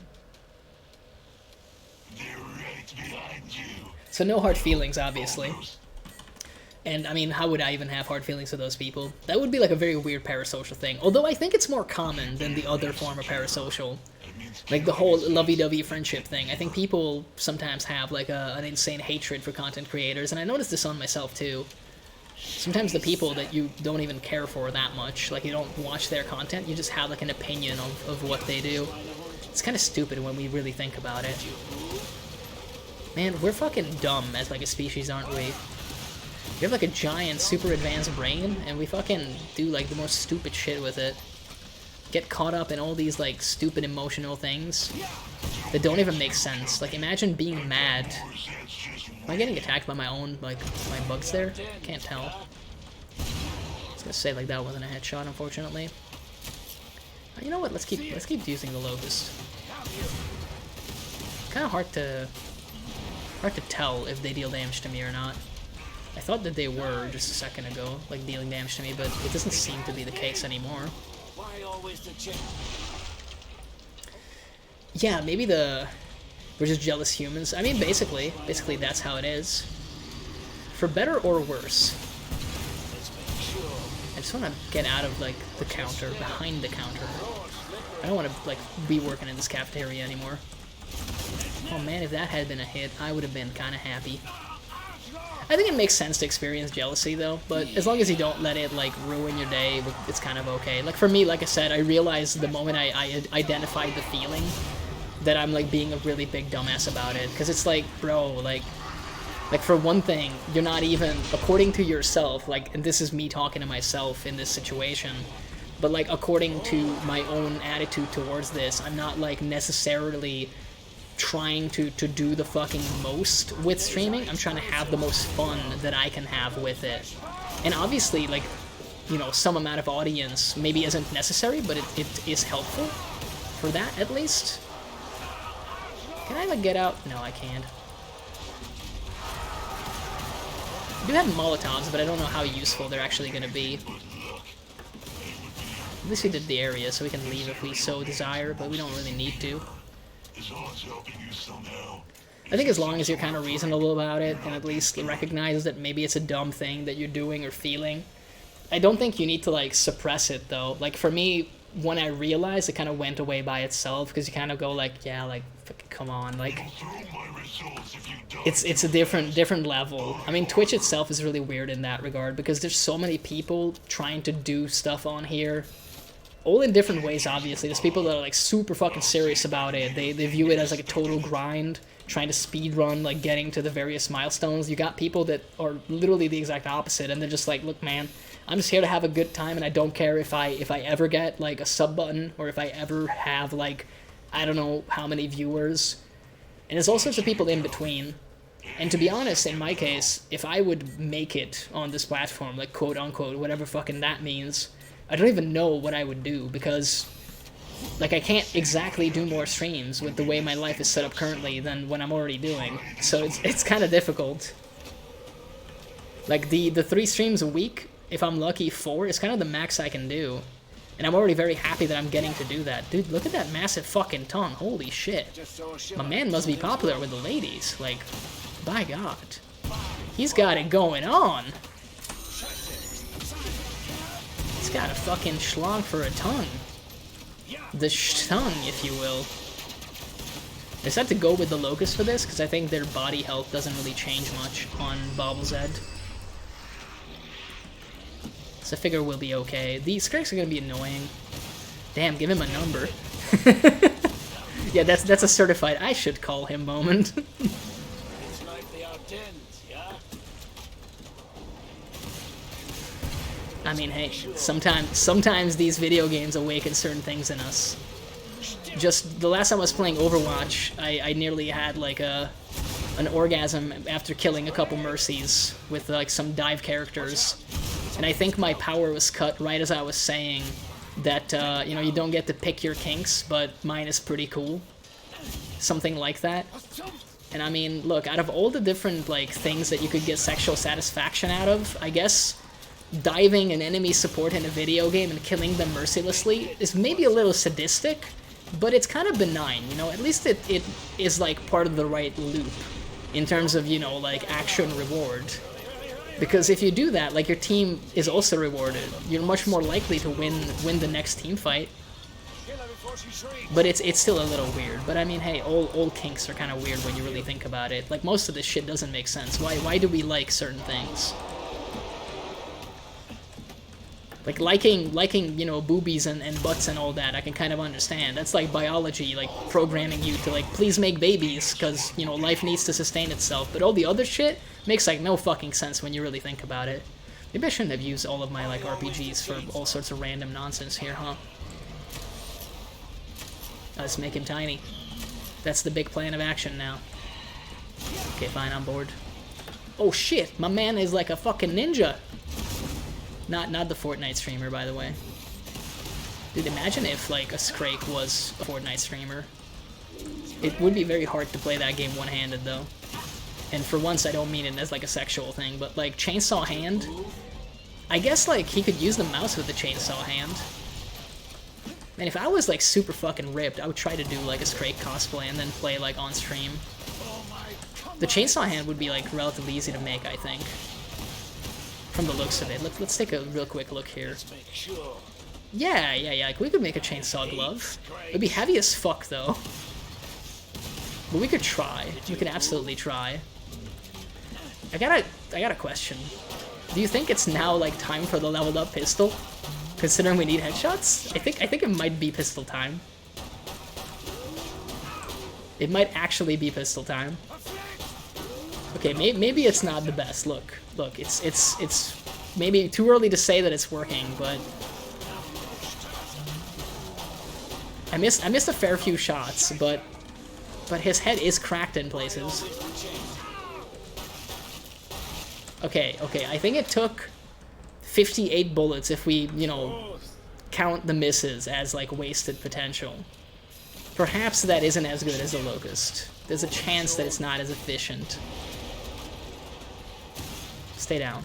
Oh no, he gets back up. He's singing thumping, dude. He gets knocked back, but he gets back up again. Locusts ain't never gonna keep him down, apparently. Kind of tempted to get that damage bonus now. But we won't have, like, any gun to use it with. I guess we have, like, 688, like, reducto juice. Bro, like, come on now. You've taken so much damage. At a certain point, you gotta stop. You're, like, the size of a child now. Okay. I think the last one is also a Scrake. Let me get that damage. And I don't think it makes a difference, because this gun doesn't actually deal a whole lot of damage, but hey, it does set him on fire for what it's worth. I did forget about that part. It's gonna make him a well-done Scrake. I mean, hey, that one was a little faster than the previous one. Alrighty. What a fun little time that was. The mutations are kind of insane, some of them at least, in this game. MumblezTV is kind of a nightmare for the precision perks, because having essentially like double head health is a death sentence, bro. Messes with all your calculations, but it's kind of necessary though, because headshots become like so easy. So I guess I could see what they were going for, but still, it definitely messes with your game sense. You know, you might have a feeling like, oh yeah, just shoot into the crowd, get a kill, get a kill, get a kill, and it's like, you're not killing nobody if you're not like paying active attention. I do need to reload. We literally went through most of our guns during that.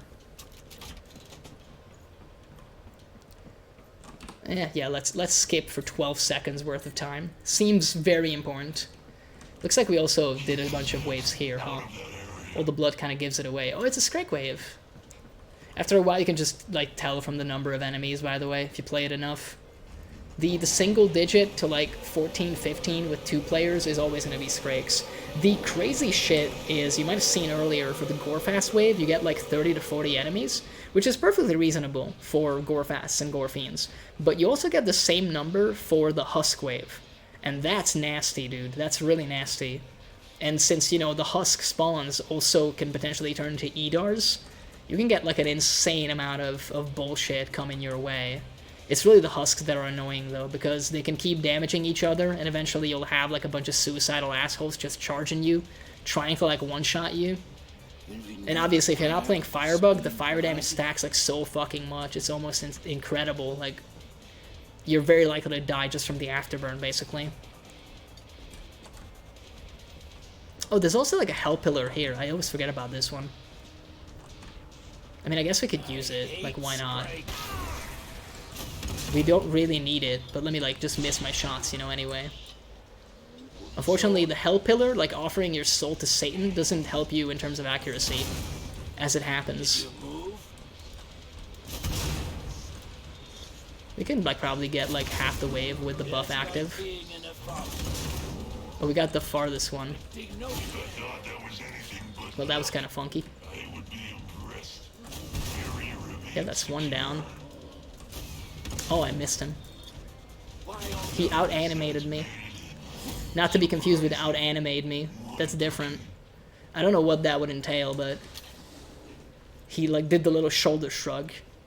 It's kind of badass when you think about it. Like, imagine dodging a rocket by just, like, moving your shoulder slightly. Letting it, like, whoosh past your fucking ear.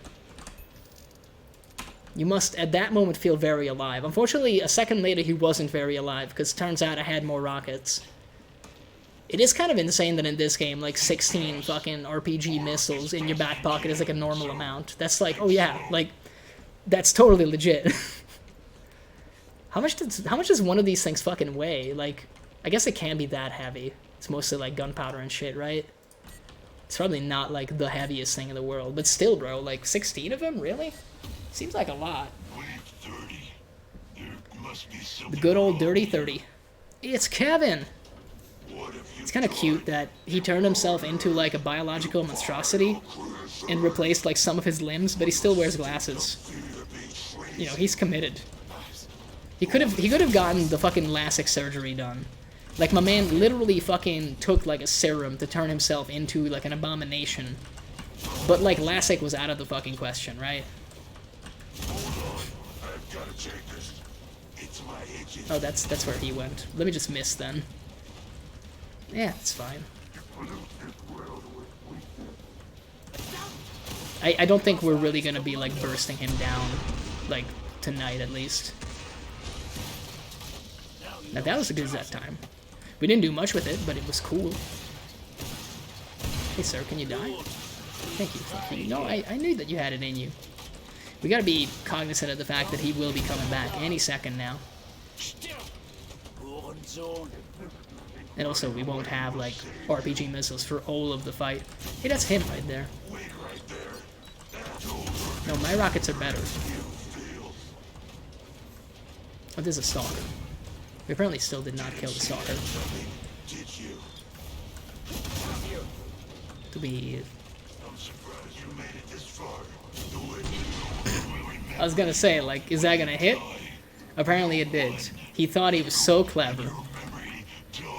I mean, hey, I'll do one more wave, and then we'll probably end, because this is a little bit over 3 hours. I do feel bad about calling it early, but at the same time, like I said, it's just a little bit of fatigue right now. I didn't want to cancel the stream, because that seems unreasonable. Like, I'm not that tired, but I think we'll do this one wave, and then we'll get back into the menu. I might, like, try to see who's online. Maybe we can do a raid. It's because I'm a very professional streamer, I did mute my phone, so therefore I have no fucking clue who's online anymore. Because even if I got email notifications, I have no idea now. I haven't been checking. Let's do a quick reload. Hey, it's sirens!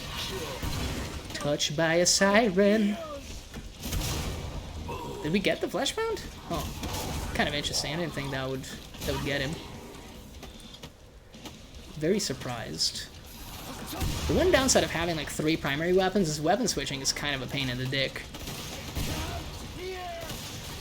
It looked like the siren just split into 2. Holy fuck. that looked interesting. Second one just dropped down and I'm like, bro, like, what the fuck?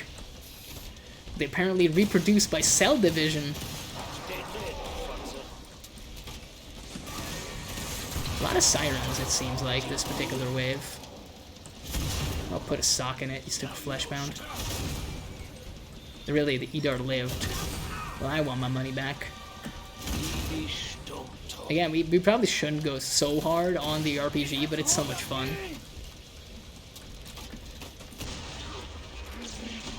Okay, let's see for a sec. Yeah, weapon switching is faster. Okay, we're learning some stuff. You can do some nasty fucking things with one little burst of set time as survivalist, apparently. Normally I just use it to reload, but it does seem to do a lot of work. Now that we have Madman. Which, again, it feels like a very, very apt thing for me. Well, hey. We did that wave. I will give the Zeds the satisfaction, and also because I just want to see the amount of XP and everything else that we did. So we are gonna let them eat me, essentially, just so we can, you know, we can let them win and also get the stats screen, basically. I don't care that much about the stats, but I'm curious. Like, we've been here for like 1 hour and 13 minutes. I am a little bit interested, at least, what we're gonna get. And I will die with my favorite weapon in my hand, the level 5 upgraded 9mm pistol. I'm not gonna die in the area, like that seems a little too far.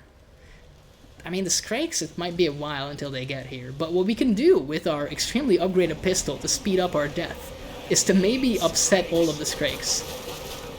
But let's see how many we can rage.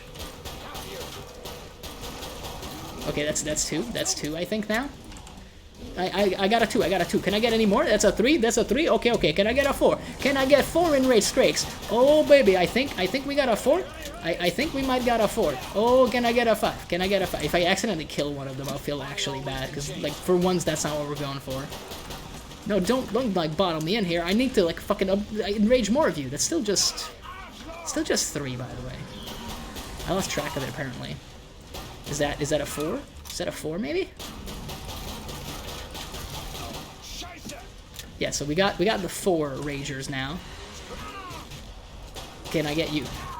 There we go. Oh no, I'm out of pistol ammo. Fuck. Get even more rage. I can't tell if they're raging. They killed me. That's the point. That's what we were going for. I mean, oh no, I died. Such an accidental thing, and I was doing so well. Oh no.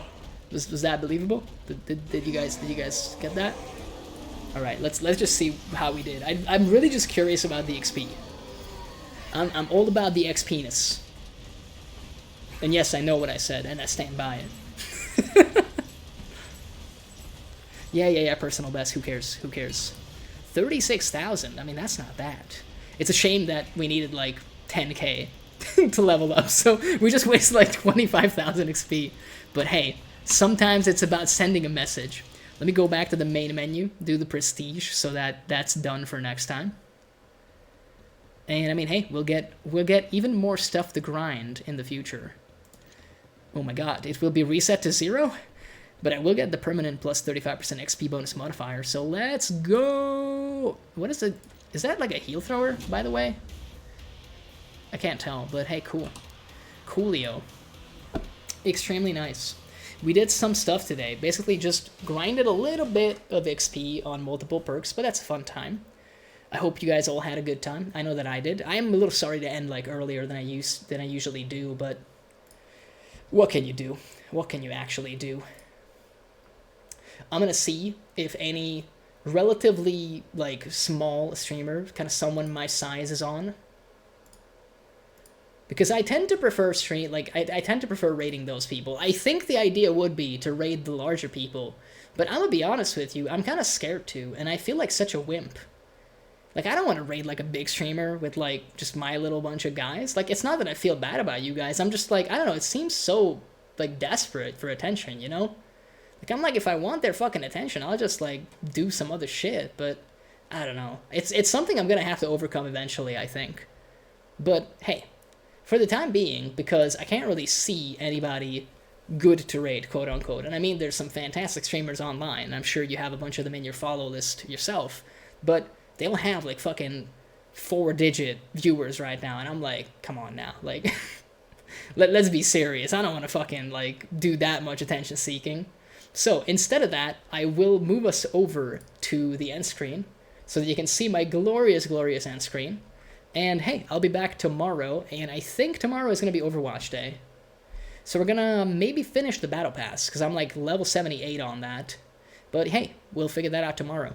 Once again, thank you for tuning in, and I will see you guys tomorrow. Bye-bye.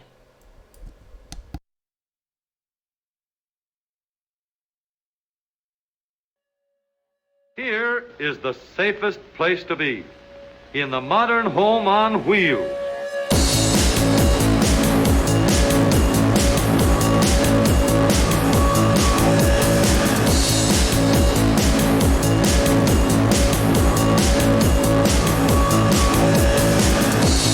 Under you is a rigid steel foundation. Steering controls anchored to the frame.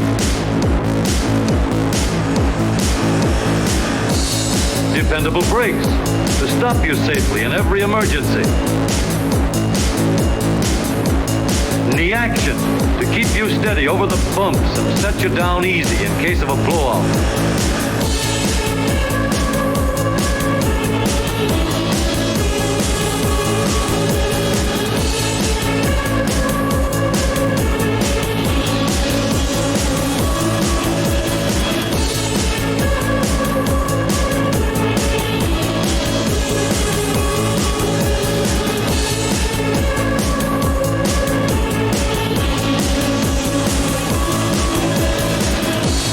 So we have just an ordinary day, ordinary traffic.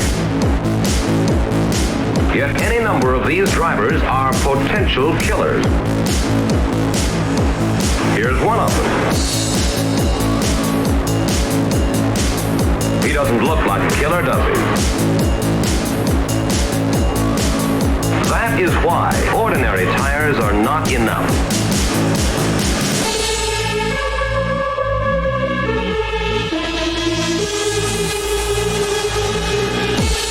That is why ordinary tires are not enough.